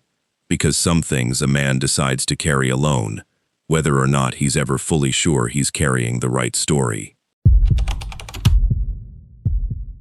Dana Kessler hasn't left a CB radio running after dark in 4 years. Other drivers think she's unfriendly, or paranoid, or just another woman who got tired of the static and the catcalls that used to come through Channel 19 on the long stretches between way stations. She lets them think whatever they want. She keeps her radio dialed to a weather band now, or off completely, and she has never once explained why. Not even to the dispatcher who asked her straight out why she stopped checking in on the chatter channels. There's a lane through the middle of the state she still won't run. Not even for double pay. Not even when the company begs. This is the story of the night that changed all of that, and it starts the way most bad nights on the road start, with a detour. She was hauling refrigerated produce out of a distribution center, a run she'd done maybe 30 times, when a bridge closure kicked her off her usual route and onto a 2-lane back highway the GPS called County Road 9. No lights, no shoulder to speak of, trees close enough on both sides that her high beams just bounced back at her off bark, instead of throwing any real distance down the road. She didn't like it, but she'd driven worse. She turned the CB on to 19 out of habit, the way some people turn on a television, just to have another voice in the room, and settled into the hum of her tires and the occasional burst of some trucker 50 miles off, talking about a Waffle House that had gone downhill. It was somewhere around mile 11 of that detour that a voice cut in clean and close, like he was parked right next to her. Evening, Dana. Quiet lane, to be running alone. She almost didn't react. Drivers used handles, not names, and she hadn't given hers out on the air in years. She keyed up and asked who was calling her that, figuring it was some joker who'd caught her handle on a manifest sticker or heard someone else use her name at a truck stop counter. The voice came back warm, almost amused, like he found her confusion sweet. No handle needed. I know exactly who I'm talking to. She let it go for a mile, then 2, telling herself it was some bored trucker running a bit, the kind of thing guys did on dead channels at 2 a.m. Then he mentioned the picture of her daughter clipped to the visor, the exact thermos she kept in the cup holder, the receipt from a diner in Terre Haute still folded in her door pocket from 3 weeks back. None of that had ever gone out over any radio. None of that was in her file, her manifest, anything a company man could pull. Somebody had been close enough to her cab to see those things with his own eyes, and recently, and that was the moment the quiet back road stopped feeling like an inconvenience and started feeling like something with teeth. She didn't say another word to him. She reached over and spun the dial off 19 and onto channel 9, telling herself she'd just ride out the rest of the detour in silence. But not 30 seconds passed before his voice found her there too. Same easy tone, like he'd just changed seats in the same room. "Nine's a little dead tonight too, isn't it?" She tried 4. Then an unused business channel nobody ran anymore. Both times, inside a minute, there he was. And on the last switch, he didn't even wait for her to say anything. "Your exit's coming up, in about 1.5 miles. You're going to want the right lane for that one." The shoulders washed out on the left side. She hadn't touched her blinker. She hadn't even glanced at the exit sign yet. Whoever this was wasn't reciting old information pulled off some manifest or some app. He was watching the road unfold in real time. The same 11 miles of blacktop she was watching, second by second, and calling it out ahead of her, like he already knew every choice she was about to make before she made it. That was when she checked her mirrors and understood the voice wasn't the only thing keeping pace with her. A set of headlights had been sitting in her driver's side mirror for longer than she could account for, never closing the gap, never dropping back, holding the exact same speed through every curve of County Road 9, like it was stitched to her bumper. Trucks don't do that by accident. A truck that matches you turn for turn, hill for hill, for 11 straight miles, is a truck that's decided to be there. She didn't signal for that exit. She blew past it doing 75, radio silent now, because she couldn't make herself key up and ask the question she was afraid to hear answered. And she didn't slow down again until the lit-up canopy of a truck stop came up on the horizon. More lights than she'd seen in half an hour. Pumps, and a diner sign, and a lot full of idling rigs. She pulled in hard, cut the engine in a parking spot between 2 sleepers, and sat there with both hands still locked on the wheel, breathing like she'd been running instead of driving. The headlights that had been pacing her never turned in. They passed the truck stop doing the speed limit, ordinary as anything, taillights shrinking off down 9, like nothing had happened at all. The CB was still on. She hadn't touched it, and after a minute, low enough now that she had to lean toward the dash to catch it, the voice came back one more time, quieter than before. None of the earlier warmth in it, just something tired and plain. "You did right pulling off there. That's twice this month I've had to walk somebody through that stretch." She finally keyed up, asked him straight out who he was and how he knew what he knew. What she got back wasn't a name. It was an explanation that made her stomach drop lower than the fear itself had. He told her about a fuel rewards app, half the independent fleets used for discounts at the pump, the kind that logged your route, your rig number, your cab manifest for insurance purposes, sometimes even a photo you'd uploaded once for a loyalty profile. He told her that app had been quietly compromised months back, the breach never made public because nobody wanted the liability, and that somebody out there had been buying pieces of that data off a forum and using it to pick out drivers running alone at night on lanes with no cameras and no cell coverage. He wasn't the only one who knew. There was a loose group of drivers, mostly men who ran nights themselves, who'd started listening for the pattern, a woman's handle going quiet on 19, right around the same stretch of road, the same window of hours, and who'd take it in turns to shadow a rig through the bad miles without ever announcing themselves, because showing up on a bumper looking like backup was sometimes the only thing that made a man behind you change his mind and drive on past an exit instead of taking it. She sat with that a long time, before she trusted her legs enough to walk into the diner. An old-timer at the counter, the kind of driver who'd clearly logged more decades than she had years, saw her hands shaking around her coffee cup and asked, gently, if she'd run 9 tonight. When she said yes, he didn't look surprised. He said there were drivers who'd talk about a voice on the low channels that only ever showed up for women running solo on the bad lanes, always with just enough information to prove he wasn't guessing, never asking for anything back, gone again by morning. Some drivers called him a ghost story. Some called him the only reason they still had a daughter who came home from her routes. Nobody had a real name to put to him, only a pattern of nights and a stretch of highway where he'd shown up right when it mattered. She thought that was where it ended. It wasn't. Weeks later, back in her own territory, running lanes she actually knew, she heard through the same grapevine that the voice hadn't come up on the low channels in almost a month. Not since a night a trucker out of Ohio radioed for help, on a stretch that never got a name in any of the stories that followed. Whoever he was, wherever he'd been running from, he'd gone quiet exactly when the pattern said somebody should have needed him most, and nobody she talked to could tell her whether that meant he'd simply moved on to a different set of lanes, or whether the thing he'd spent his nights walking women past had finally caught up with him instead. She never found out which. She never ran County Road 9 again. Not for the company, not for anybody. And she stopped leaving her radio on for company the way she used to. Not because she's afraid of what might answer back, but because she's not sure anymore that she wants to be the kind of easy to find that lets a stranger, good or bad, know her name before she's ever said it out loud. Nothing happened. That's the part that won't leave me alone. Not a crash, not a flat tire, not even a coyote in the headlights.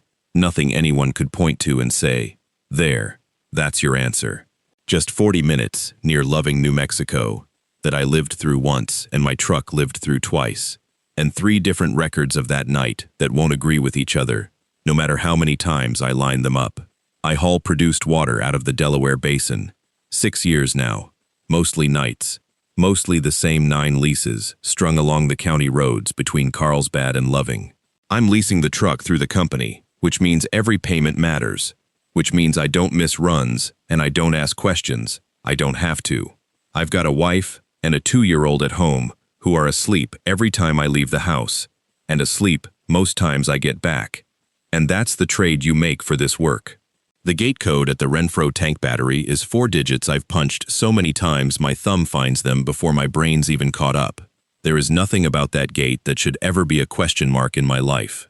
This was a Tuesday, 3:40 in the morning, cold enough that the diesel had that slow, syrupy hesitation before it caught. I remember the drive out clean and whole, the cattle guard rattling under the tires, caliche dust coming through the vents, the Carlsbad station fading into static right around the county line like it always does. I remember pulling up to the gate, punching the code, watching it swing open, and rolling the rig through onto the lease road toward the tanks.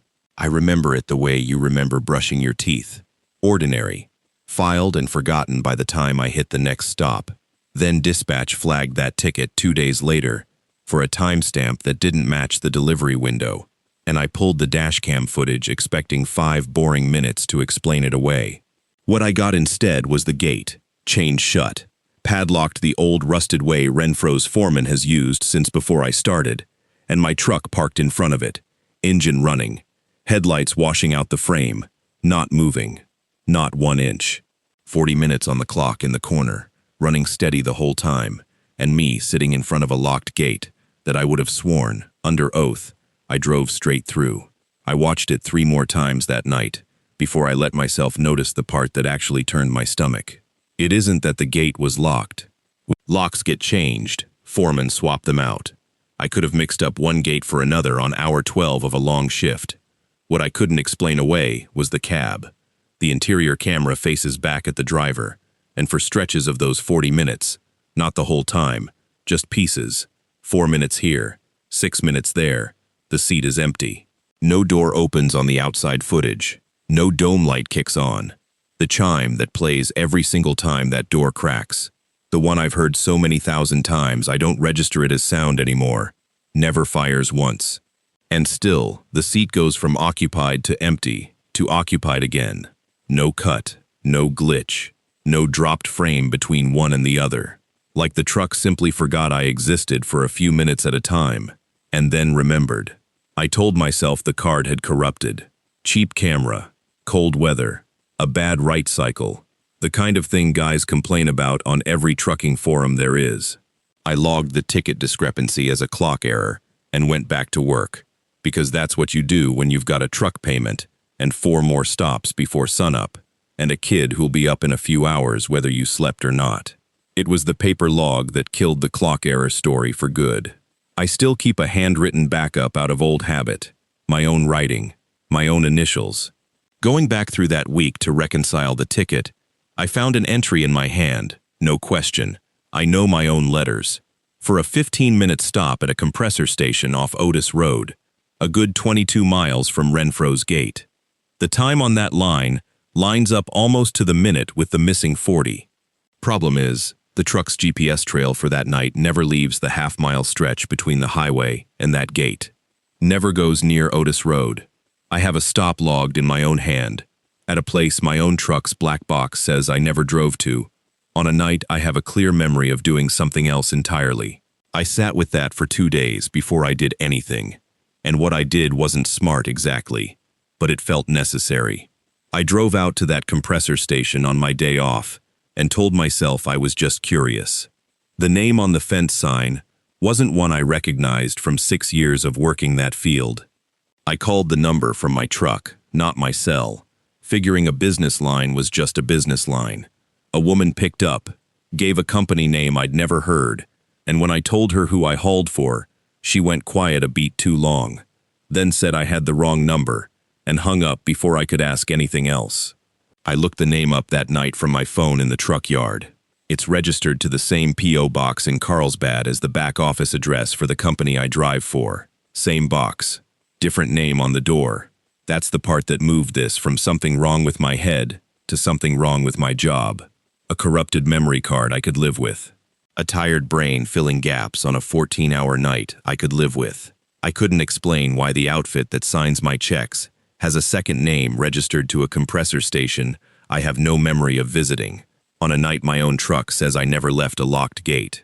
I started paying attention to the boring numbers after that, the ones nobody checks.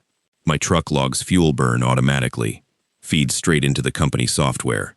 I pulled that week's report against the odometer, and the diesel burned didn't match the miles the GPS recorded. Not by a little. Off by close to 22 miles round trip, give or take a couple. Same distance as Otis Road. Diesel doesn't lie about where it went, even when the GPS unit somehow does. Something moved that truck, or moved fuel out of it. During the only 40 minutes on the whole ticket, where the footage shows an empty seat and a gate I remember driving through, and the camera swears was locked the entire time. I didn't report any of it, and I want to be honest about why. I called Dale, who's run this same loop close to 11 years, longer than I've had a CDL, and I didn't tell him the whole thing, just asked, careful, if he'd ever had a night out past Loving that didn't add up right. He didn't laugh. He didn't ask what I meant. He just went quiet, the same way that woman on the phone did, and after a while, he said something like, "You learn not to look too close at certain tickets out that way, and you learn to make yourself scarce. On the nights the schedule puts you on Renfro's early gate run, 2 Tuesdays running." Then he said, if the numbers ever work out in your favor, you let them, and if they don't, you still don't say a word, because the guys who said something don't run this loop anymore, and he wasn't going to get more specific than that, on a phone line he didn't trust either. I checked my next paycheck, closer than I ever have in 6 years. There was a line on it, coded as a fuel efficiency incentive. Not a huge amount, but not nothing. Dated the same week as that Tuesday. I've never seen that line before in this job. I've only seen it since on the 2 other occasions the schedule put me back on Renfro's early run, and both times I again remember the drive through that gate clean and whole, and both times the dash cam and the logbook tell me something else happened instead. I never called any of it in. Not the missing 40 minutes, not the stop in my own handwriting I don't remember writing, not the second name sharing a P.O. box with the people who sign my checks. Reporting it would only put my own name on a stop I can't account for, at a location I supposedly wrote down myself, on a night my own dash cam already makes me look like I'm lying about. Nobody investigating that ticket is going to end up suspecting a compressor station off Otis Road. They're going to end up suspecting me, and I've got a truck payment and a 2-year-old to think about, and that math is easier to live with than the alternative. So I keep driving the loop. I keep punching the same 4 digits into the same keypad, same hour, same cold, same dust through the vents. Every night now, before I pull out of the yard, I check the dash cam battery twice and top it off if it's under 90%, and make sure there's room on the card, not because I think it'll show me anything different, but because some nights I catch myself hoping it will, and other nights I'm not sure I want it to. Either way, I never stopped the recording, and I never asked Dale anything more about it. And when that unfamiliar line shows up on a paycheck again, I don't ask about that either.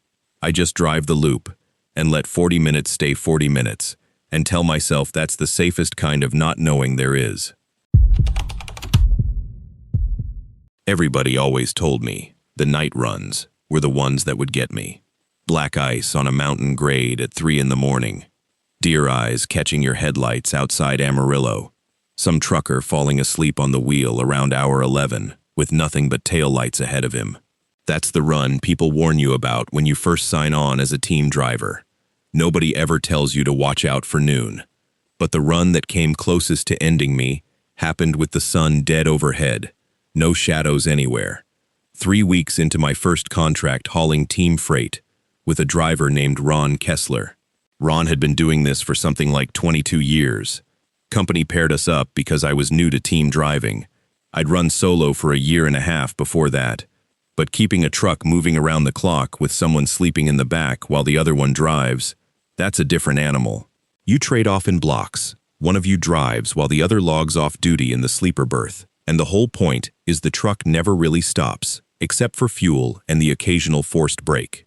We had a load of produce out of El Paso bound for a distribution center outside Phoenix, and the appointment window was tight enough that our dispatcher had routed us up through Las Cruces and across on Highway 70, straight through the gap next to White Sands Missile Range, instead of the interstate loop that would have cost us 90 extra minutes. I'd heard about that stretch of road before I ever drove it. It cuts right along the edge of the range, and every so often the whole highway shuts down for hours at a stretch when they're running tests. No explanation given beyond a flashing sign and a state trooper turning cars around. Nobody thinks twice about it. It's just part of driving out there, like knowing which truck stops have real showers and which ones just have a sink. Ron had taken the overnight block, which put him behind the wheel from around 11 at night until close to 8 that morning. And by the time he crawled into the sleeper and pulled the curtain, he looked wrung out in a way that seemed normal enough for the hour. I climbed up front, adjusted the mirrors the way I liked them, and took over somewhere past Las Cruces, with the sun already high, and the road running flat and empty in front of me. I want to say I saw the storm coming, but that's not really true. What you see first isn't a wall of anything. It's the mountains on the horizon just quietly disappearing, like someone slowly turning down the contrast on the whole world. Then the light changes, goes a strange flat white, instead of the sharp desert glare I'd gotten used to. And within maybe 90 seconds, I couldn't see the shoulder stripe on my own side of the lane. The wind had picked dust straight up off the dry flats near the range and thrown it across the highway in a curtain that didn't behave like fog and didn't behave like rain. It just erased things. I eased off the pedal, flipped on my four-ways, dropped my speed down under 30, and reached for the little curtain behind my seat, without even thinking about it, the way you'd reach for a coworker at a desk. I needed Ron up front, not necessarily to drive, just to be another set of eyes, another voice, telling me where the edge of the lane probably was. I called his name once, then louder, and got nothing. I reached back and shook his shoulder through the blanket, and he barely stirred, mumbled something that wasn't words, and went heavy again, like a man 3 drinks past done. Except Ron didn't drink on runs, ever. He'd made a point of telling me that the first week we drove together. That's when my hand landed on something in the door pocket next to his bunk, while I was bracing myself against the cab wall. A little amber bottle, half empty, the label worn soft from being handled. I didn't have time to read it carefully, but I caught enough. A sleep aid, the kind you're not supposed to take unless you've got a solid 8 hours coming. Which of course he didn't. Not on a team schedule, where somebody's always about to need you. It clicked into place fast. He hadn't just crashed from exhaustion. He'd forced it, chemically, because his body wasn't adjusting to sleeping in 4-hour windows at odd hours, and he needed to actually rest instead of just lying there staring at the ceiling of the sleeper while the tires hummed under him. I understood it. I didn't like it, but I understood it. And it meant that whatever was about to happen out on that highway, I was going to be handling it by myself. I grabbed the CB handset off the dash and keyed it, said we had a visibility situation on 70 near the range, Asked if anybody was out there. Static. I tried again, a mile later. Nothing but a thin hiss. My phone showed 1 bar, and then no bars. And I remembered, almost like a punchline, the trooper sign, a few miles back, about possible closures for range activity. If they'd shut this stretch down for testing, there wouldn't be another truck within 20 miles of me to hear a call for help, even if I got one out clean. I was alone on a road I couldn't see, in a truck I couldn't stop safely, with a man in the back who wasn't answering to his own name. I kept the truck crawling forward at a walking pace, hands locked at 10 and 2, feeling for the rumble strip through the wheel more than seeing anything through the glass. The dust wasn't dark like a night storm. It glowed, this flat white-tan color, with the noon sun somewhere behind it, bright enough to make you squint, even though you couldn't see 40 feet in any direction. That's the part nobody warns you about. Your body wants dark to mean danger, and when the danger shows up bright, some old animal part of your brain just refuses to believe it. I felt the shape before I really saw it. A dark smear low in the whiteness, off-center, closer to my lane than it should have been. I stood on the brake and hauled the wheel right, felt the trailer shudder behind me as the tandems fought the shift in speed, and we came to a stop, maybe 15 feet from what turned out to be a small SUV, pulled crooked half onto the shoulder, with its hazards blinking weak and orange through the dust. My heart was going hard enough that I could feel it in my teeth. I sat there for a second just breathing, then climbed down, because I couldn't just leave a stopped vehicle sitting half in my lane without checking it. The driver's door was hanging open, no one inside. A phone sat face up on the passenger seat, screen dark, and a half-zipped backpack was tipped over in the footwell, like someone had grabbed for it and given up. Whoever had been driving that car had gotten out and walked off into that storm, on foot, in conditions where I could barely see my own hood ornament. I shouted a couple of times, got nothing back but wind, and stood there with a decision in front of me that had no good version. I couldn't search on foot without losing the road myself. I couldn't leave my rig running unattended in a live lane. All I could do was mark the mile marker in my head, climb back up, and try the CB again, hoping somebody, anybody, would hear a call about a stranded vehicle near that spot before the wind buried it entirely. I went back to Ron one more time before I pulled forward, because I needed him conscious now more than ever, and this time when I shook him, I actually looked at him instead of just listening for words. His skin had gone clammy, grayish under the tan, and when he finally cracked his eyes, he said something slurred that didn't track. Not fear, not confusion exactly, just wrong, like his mouth wasn't fully connected to his brain. I'd sat through enough safety meetings to recognize that look wasn't a man sleeping off a pill.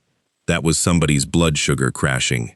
Ron had mentioned once, almost in passing, that he managed his diabetes with insulin and had been doing it for years without any trouble, and it hit me that the sleep aid, plus a missed meal after a long overnight shift, was a combination that could put him exactly where he was now, unresponsive and getting worse instead of better.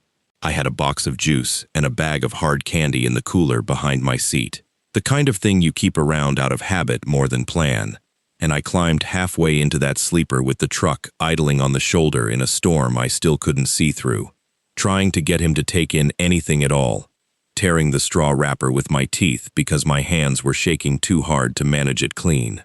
He swallowed some, more dribbled down his chin than I liked, and I kept talking to him the whole time, telling him to come on, come back, in a voice that didn't sound like mine. I couldn't sit on that shoulder forever, with a rig half in the lane, and a storm that might not let up for another hour. I climbed back behind the wheel, checked my mirrors for shapes that weren't there, and pulled forward again at a crawl, one hand near the door, in case I needed to reach back to Ron again, the other locked on the wheel. Somewhere in that next stretch, maybe half a mile past the SUV, I lost the white line completely. Not faded, not flickering in and out, gone, along with every other reference point I had. Dash lights the only steady thing in the whole cab.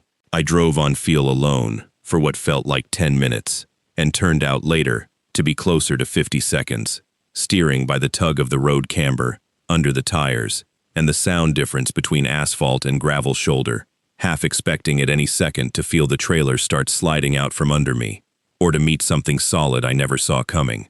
The dust thinned in patches before it broke for good, the mountains reappearing gray, and then brown, and then their normal color, the highway stripe swimming back into view like something surfacing. I got Ron another few sips of juice in him, and his color started coming back, his eyes tracking instead of rolling loose. My phone found a signal again. About the same time the CB crackled to life, and I got a call out clean this time. Gave our position. Said we'd passed an abandoned vehicle near a certain mile marker, with the driver nowhere in sight. The response came back almost bored in tone, which nearly undid me more than panic would have. Another driver had already radioed in that same stranded motorist 20 minutes before I ever got there. Said the person had flagged them down walking the shoulder, and they'd carried her the rest of the way into Alamogordo. She was fine. Shaken, dehydrated, but fine. And then, almost as an afterthought, the dispatcher on the line mentioned that, yeah, the range had actually called in a possible closure window for that stretch that morning, before we'd ever left El Paso, but the load's appointment time hadn't allowed for the detour, so they'd sent us through anyway and hoped the window would hold off. It hadn't. The sun came back full within another few minutes, the kind of brightness that makes a storm feel like something you dreamed, except my hands wouldn't stop shaking on the wheel, and my shirt was stuck to my back with sweat that had nothing to do with heat. Ron came around properly not long after, blinking, working his jaw, looking at me with the kind of confusion that comes from losing time you didn't know you'd lost. He asked why I looked like that. I didn't have anything close to a real answer, because where do you even start? With the pills, or the missing woman, or the 50 seconds I drove blind, or the fact that dispatch had known and sent us anyway. While I was getting him a bottle of water and helping him sit up straight, his wallet had slid half out of the visor pocket where he kept it, and a laminated card fell into my lap, the kind you make at a copy shop, worn soft at the corners like it had been handled 100 times. His diabetes information, an emergency contact, and underneath it, in different handwriting than his, a short note that just said call me if he goes quiet again, followed by a name I didn't recognize, and a number with an area code from somewhere up in Ohio. Not his wife, a woman's name I'd never heard him mention in 3 weeks of sharing a cab. It wasn't my business to ask, and something about the way that card had been folded and refolded told me this wasn't the first cab, and I probably wasn't the first driver that had ever had to talk him through exactly this. I told him the dust had gotten bad, and I'd had to pull over for a minute, which was true enough to say out loud. I didn't mention the pills, or the woman on foot in the storm, or the 50 seconds, or the card. He nodded like that explained everything, rubbed his face, and asked if I wanted him to take back over once we hit Alamogordo. I said sure. Somewhere behind us, the range had gone back to whatever quiet business it does out there on ordinary afternoons, and the road ahead of us just looked like road again, flat and bright, and completely unremarkable, the kind of stretch you'd forget you ever drove. I haven't forgotten it. People still ask me about the night runs, the black ice, the deer, like those are the ones that'll get you. I just tell them the scariest hour I ever spent behind a wheel started a few minutes past noon, with the sun straight up and nowhere to hide from it. The scariest men on the road were never the ones who looked scary.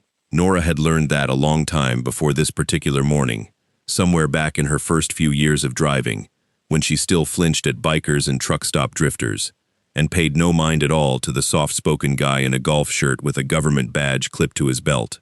Men like that got trusted by default. Nobody ever pulled their kid a little closer when one of them walked by.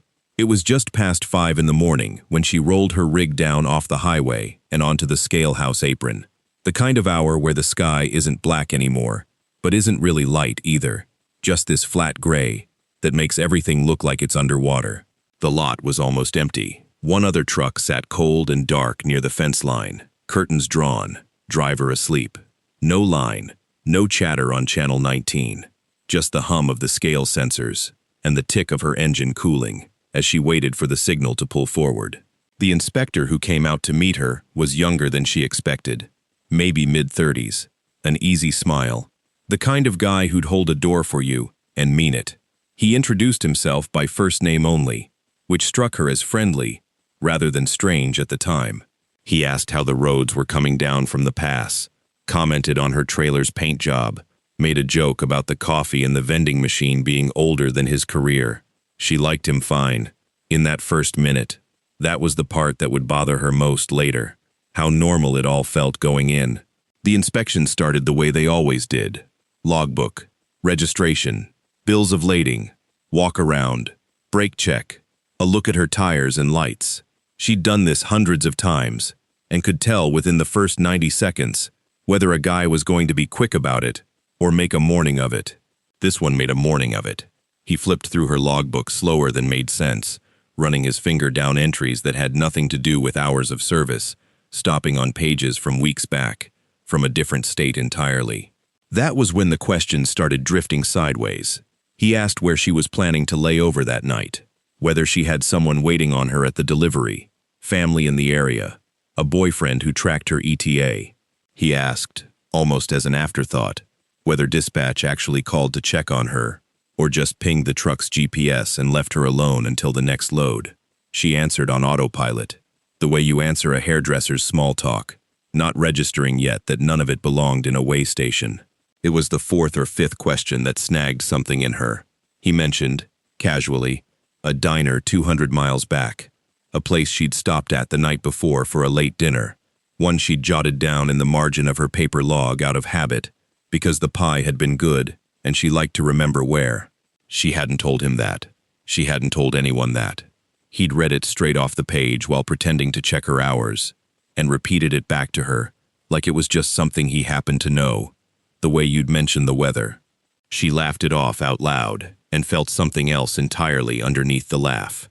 A small, cold recognition that this man had been paying far closer attention to her life than his job required, and that he wanted her to notice he had. He told her the scale had flagged an axle weight discrepancy. Nothing serious, but he'd need her to come sign off on a corrected ticket in the back office, since the front desk printer had been down since Tuesday. She glanced toward the little building at the far end of the lot, low and windowless on the side, facing away from the highway, and something in her hesitated before her feet did. She remembered, then, a conversation from a truck stop 3 weeks earlier.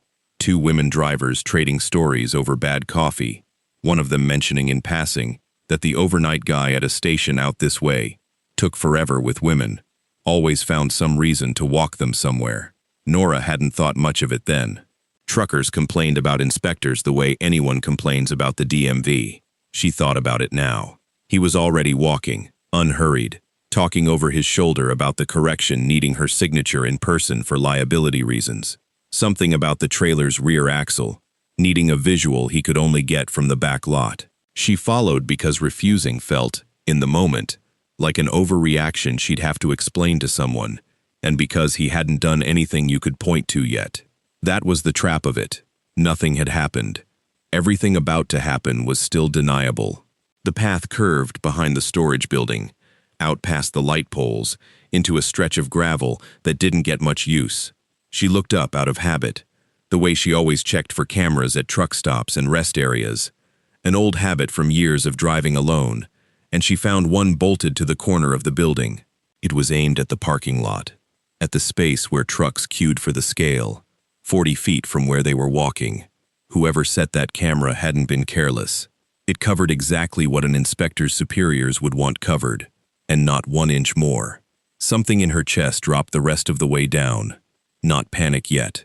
Clarity, the kind that arrives all at once and rearranges everything that came before it into a different shape.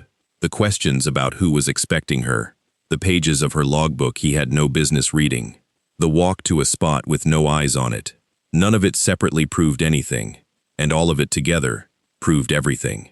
She didn't run, and she didn't accuse him, because some old animal part of her understood that both of those things could go badly in a spot like this.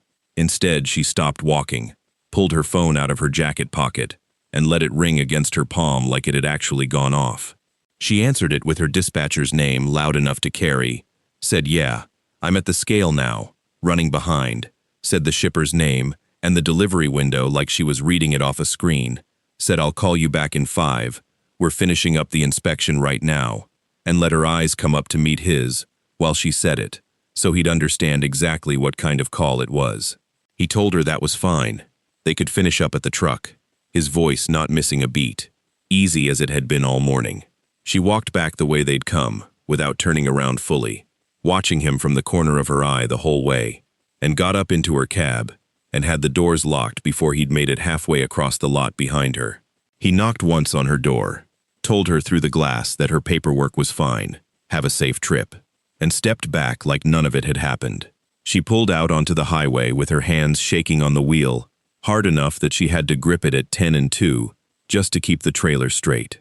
She called her safety department that afternoon from a truck stop 2 states away and told them everything, calmly, in order. They took it seriously enough to write it up. The report went to the state DOT. Nothing came back for weeks, and when it finally did, it was a form letter thanking her for her feedback, noting that the inspector in question had been with the department for 11 years, with no prior complaints on file, and that the matter had been reviewed, and no further action was warranted. She read that line twice, no prior complaints on file, and something about the phrasing bothered her in a way she couldn't name yet.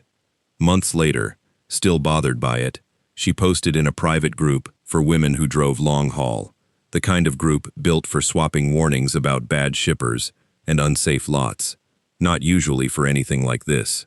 She wrote it up carefully, without naming him directly at first, just the station, the time of morning, the walk to the back lot. She expected maybe a few sympathetic replies, and then the thread to slide off the page the way most things did. Instead, the replies came in fast, and they kept coming for days. A woman from Ohio described the same station, the same slow read through her logbook, the same questions about who was expecting her. Another remembered being offered coffee inside the office and feeling something wrong enough about it that she'd made an excuse and left her paperwork unsigned rather than go in.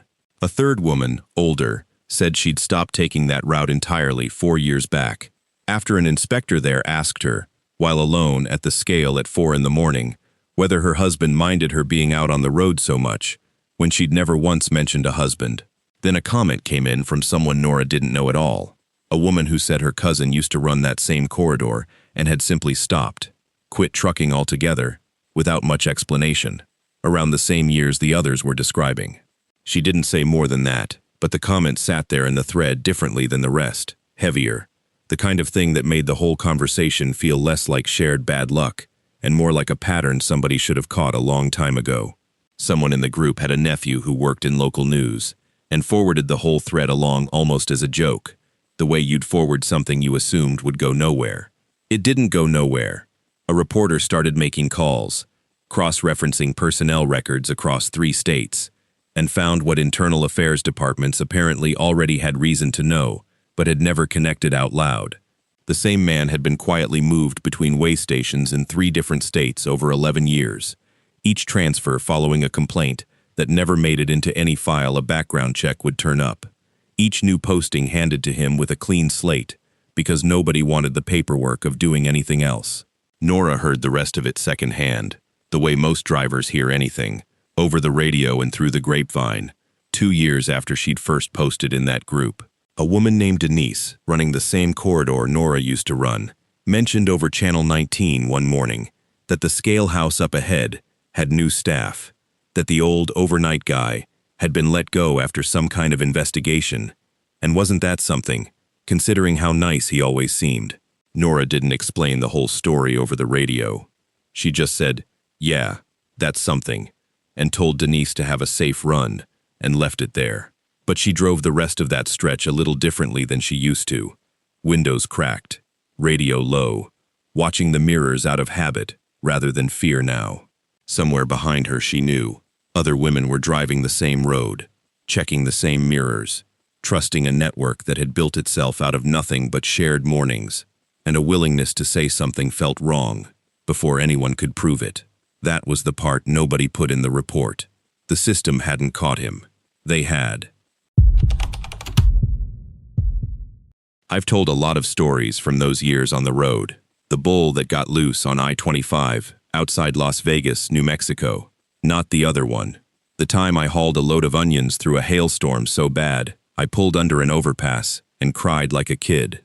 Bar fights, blown tires, a dispatcher who tried to stiff me on 400 miles of pay. I've told all of those 100 times, at kitchen tables, at reunions, to my grandkids when they were young enough to still want to hear them. But I've never told this one in front of a camera.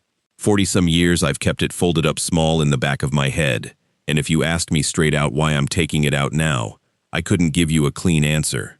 Maybe it's just that I'm pushing 80, and there's nobody left driving that I need to protect from knowing I got scared once. Real scared. This was the winter of '84, hauling out of Albuquerque, a run I'd done more times than I could count. West on 40 past Gallup, toward the Arizona line. That stretch is flat and empty, in a way that's hard to explain to somebody who's only driven through it in daylight. With the radio on and a full tank.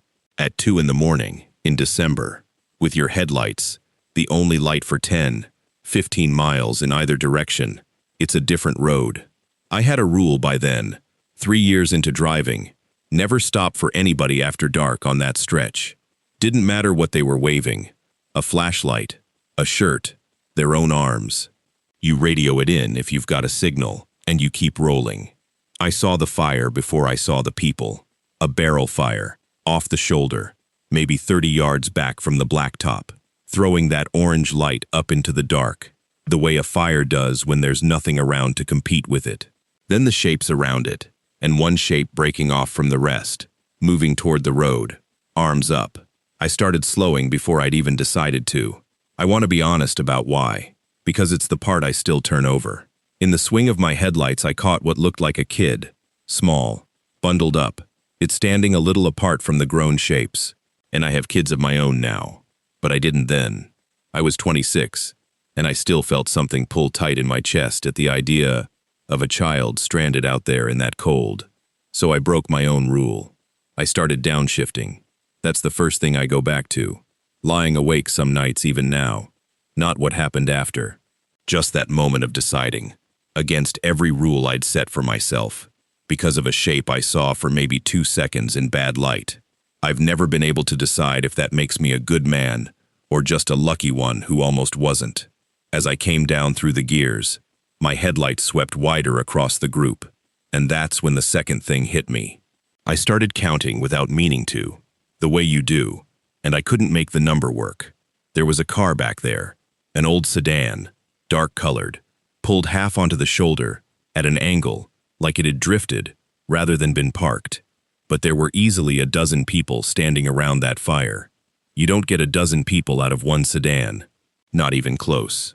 2, maybe 3 at a stretch, if some of them were kids on laps. I remember doing that math in my head, foot easing off the gas, that number not adding up, and some old animal part of my brain flagging it before the rest of me caught up. Then I noticed nobody was looking at the car.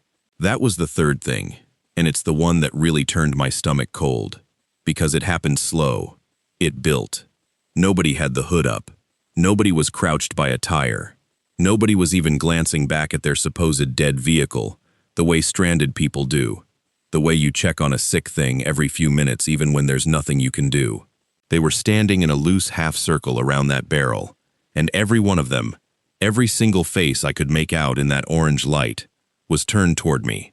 Not toward the road in general, the way you'd watch for any car that might save you. Toward me specifically, tracking my headlights the way you'd track something you were waiting on. And under the noise of my own engine, I started to hear it.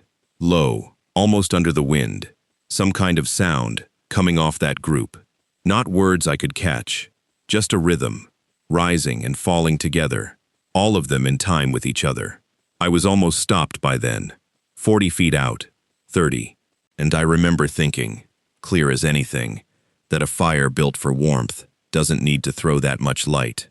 That barrel was burning high and hot, way more fuel in it than you'd need, just to keep a group of stranded folks from freezing for 20 minutes while they waited on help.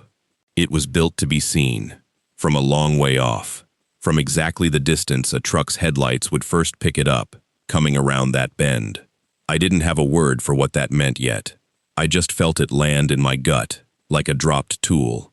The one who'd broken off first was at my door, before I'd even come to a full stop, still rolling maybe 2-3 miles an hour, and his hand went for the handle, like he already knew it wasn't locked, like he'd done this exact motion before. That's the moment everything in me went from uneasy to certain, because behind him, in my mirror, in that same half-second, the rest of them didn't scatter toward the car the way people fake stranded do when help finally shows. They turned back toward the fire. All of them, together, like a door swinging on one hinge, closing back around that barrel like I was already handled, already accounted for, and whatever they'd actually been doing before my headlights showed up was just going to pick back up where it left off. I didn't think after that. My foot found the gas on its own.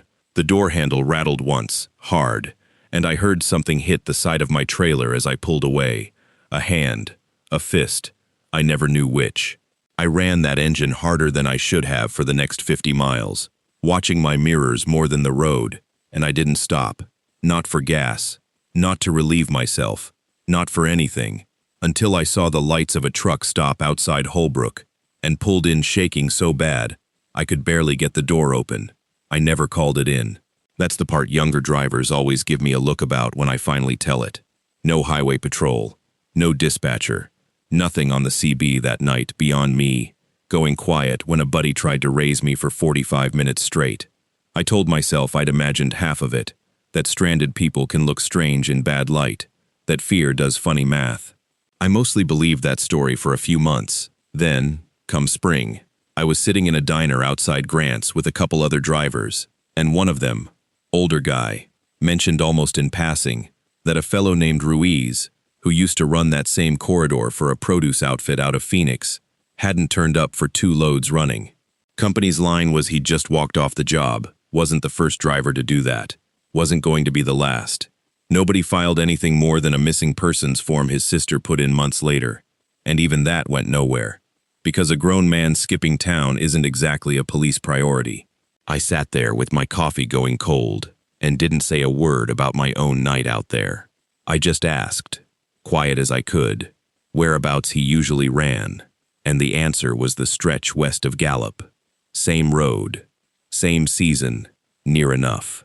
I never found out if that meant anything. I never let myself dig hard enough to find out.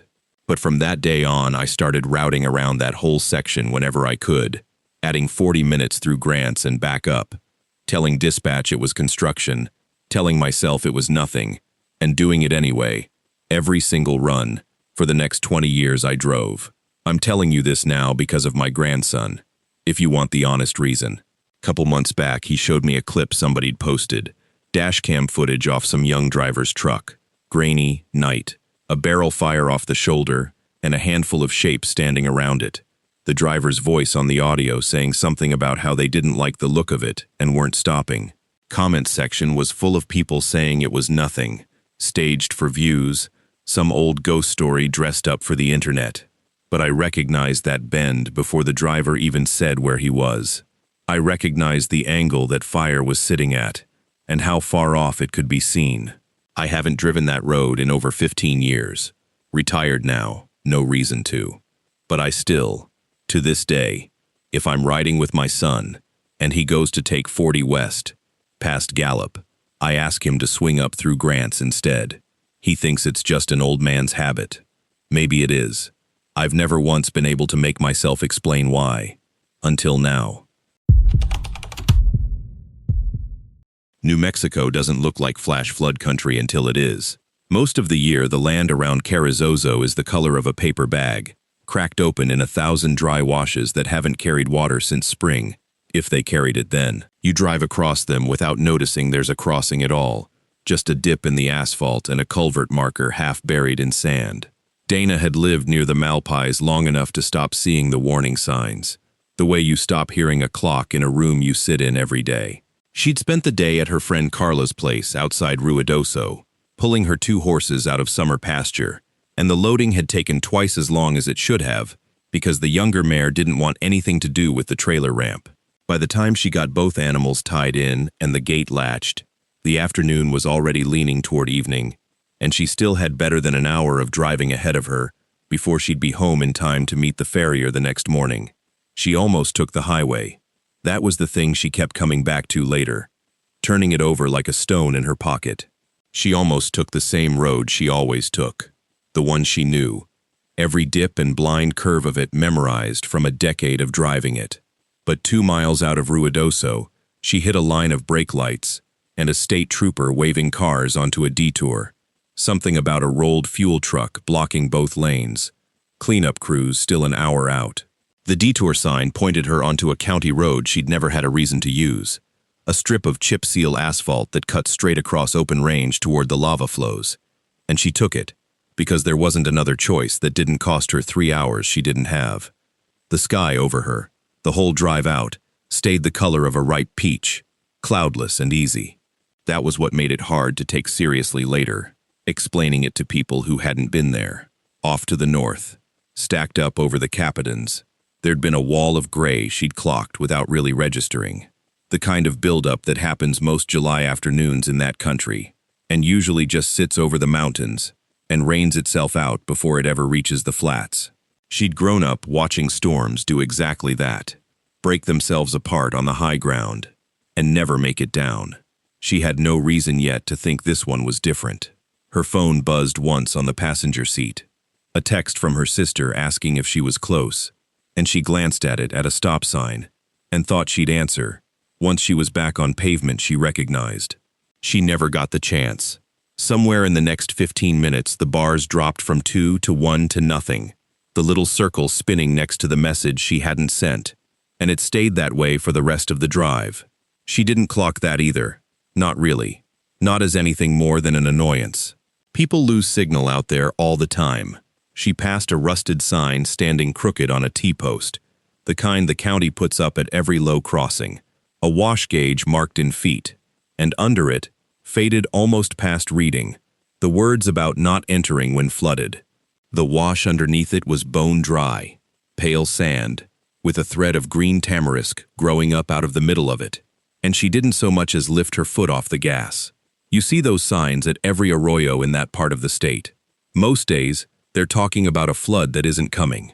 She thought, driving past it, of the man at the Allsups that morning, filling his truck at the next pump over, a rancher named Grady she recognized from the feed store, hay bales stacked in his bed, and a border collie riding shotgun on top of them. He'd nodded at her, said something about the sky building up early, said it like a man noting the weather and nothing more. She hadn't thought about him since. She thought about him now, only because the memory of an ordinary morning kept surfacing against the drive she was on, like her mind wanted to hand her something familiar to hold on to. The crossing came up on her faster than she expected, a dip where the road dropped maybe 8 feet and rose again on the far side, and running through the bottom of it was water. Not much, ankle-deep, brown, moving with a current strong enough to carry small sticks and a slick of foam along its surface, but nothing that looked like it belonged to the same category as the word flood. She stopped at the lip of it and sat there with the engine idling, the horses shifting their weight behind her, and she looked both directions on the road. Nothing. No headlights ahead, none behind, no dust trail on the horizon to say another vehicle was anywhere near this stretch of county road. She was, as far as she could tell, entirely alone with the decision. She was still sitting there, working the math of it, when a set of headlights came down out of the dark on the far side, bouncing over the dip in the road, and the truck that pulled up on the opposite bank was the same truck from the Allsups that morning. Hay still stacked in the bed, dog still riding on top of it, Grady leaning out the window, with rain starting to fleck the windshield behind him, though none of it had reached her yet. He didn't cross. He sat on his side and shouted something she had to strain to catch over the sound of moving water, and what she made out was that the crossing 2 miles up, the one that fed the road behind her, had already come up over the hood of somebody's sedan not 20 minutes before, that he'd turned around rather than try it, that this one wasn't going to hold much longer either. That put the whole shape of the evening into focus for her all at once. It wasn't a question of crossing now or waiting an hour. It was a question of crossing now or being stuck on this bank all night, in a truck with 2 spooked horses, no cell signal, no water for them, full dark coming on inside 20 minutes, with the road behind her already cut. She looked down at the wash. In the time it had taken Grady to pull up and shout across at her, the water had climbed. She could see it against the concrete lip of the crossing, a line that had been ankle height and was now closer to her knee if she'd stepped into it. And she understood with a kind of flat, cold clarity that the 10 minutes she spent thinking about it were 10 minutes she didn't actually have. She put the truck in gear and started across before she'd finished deciding to, which is sometimes the only way a decision like that gets made at all. The engine caught wrong the second the water came up over the exhaust, a stutter and a cough that dropped the truck's power for 1 full second while she was already committed, already past the point where stopping meant anything but drifting, and she fed it gas and felt it catch again, rough, but running. She kept her eyes locked on the far bank, on the exact spot where the asphalt met the rise, because Grady had already pulled his truck back off to the side to give her room, and his headlights weren't enough to show her where the road actually was under all that brown water. She felt the trailer go before she understood what was happening to it. The whole truck lurched sideways, a sick, sliding weightlessness in the back end, and in the mirror she saw the trailer had swung a full 2 feet off the line she was driving, the horses screaming behind the metal, throwing their weight against the wall in a panic that rocked the whole rig, another few inches toward the downstream edge of the crossing. Her back tires weren't gripping road anymore. They were gripping whatever was left under 1.5 feet of moving water, which might have been asphalt, and might have been the gravel shoulder, and might have been nothing holding it all, and for one stretch of maybe 2 seconds, she was correcting into a skid she couldn't see the bottom of, feathering the gas, instead of stabbing it, the whole truck fighting her. The front tires found the rise on the far bank before the back ones lost their fight entirely, and that was the only reason it worked. The truck lunged up out of the wash, trailer swinging back into line behind her with a jolt, hard enough to rock her forward against the belt, and she didn't stop, didn't dare stop, until she'd put another 30 yards of dry, solid road under her and pulled off onto the shoulder where the ground rose clear of the wash on both sides.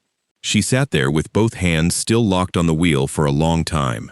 Her body did the shaking a while after her mind had already decided it was over, the kind of delayed tremor that comes when the adrenaline that got you through a thing finally has nowhere left to go. She checked the horses through the trailer window, and they were rattled, but standing, sweated up, and that was enough to make her put her forehead against the wheel for a minute before she trusted herself to do anything else. It was while she was still sitting there, engine off, hazards on, that she saw a second set of headlights come down the road behind her, from the direction she'd just left, moving too fast for the conditions, and she understood, before she fully processed it, that someone else had reached the crossing and made the same read she had, that not enough time had passed for the water to make its danger obvious to a stranger arriving fresh. She watched the headlights dip down into the wash, and she watched them stop being level, watched the beam swing sideways and climb at an angle that meant the vehicle wasn't sitting flat on a road anymore, and then the lights went out, not slowly, not with any warning, just gone, swallowed into the dark, and the sound of water that was louder now than it had been 10 minutes before. She had no phone signal to call anyone. She had no way to reach that crossing on foot without putting herself back into the water. She sat on the bank in the dark, with her hazards blinking off the brush, and she did the only thing there was left to do, which was wait, and hope, and fail to see anything more. The signal came back 40 minutes later, 3 miles further on, one bar flickering to life against a hillside, and she pulled over long enough to call it in, her hands still not entirely steady on the phone. She didn't have a plate number. She didn't have anything but a location and a time, and the fact that she'd seen it happen. The story didn't fully arrive until the next afternoon, pieced together the way these things get pieced together in a small county, through a call from Carla, who'd heard it from a neighbor, who'd heard it from someone at the co-op. 2 low crossings had taken vehicles in that same storm cell, the water dropping out of the Capitans faster and heavier than the radar had shown, catching 2 separate roads within an hour of each other. One driver had gotten out and walked to a ranch house before dawn, cold and cut up, but alive. The other vehicle they found the next morning, half a mile downstream, wedged against a stand of salt cedar, a truck bed still holding most of its load of hay, a stock dog, found alive on high ground nearby, and no sign yet of the driver. She knew before anyone said his name. She sat with the phone against her ear in her own kitchen, looking out at the empty pasture where her 2 horses stood grazing, like nothing in the world had happened to them, and she thought about a man who'd turned his own truck around rather than risk that first crossing, who'd driven 2 miles out of his way in the last daylight to make sure a woman he barely knew from a feed store understood what was waiting for her, and who'd then gone on, alone, to find some other way home. The county put a new gauge at that crossing within the month, taller than the old one, with a light on top of it wired to a solar cell, the kind you can see from half a mile off in the dark. Dana drives past it now every time she takes horses out to that same pasture, and she never crosses it without slowing all the way down first, without checking the water against the marks on the post, even on days when the wash is dry as a bone and the sky above her hasn't got a cloud in it worth naming.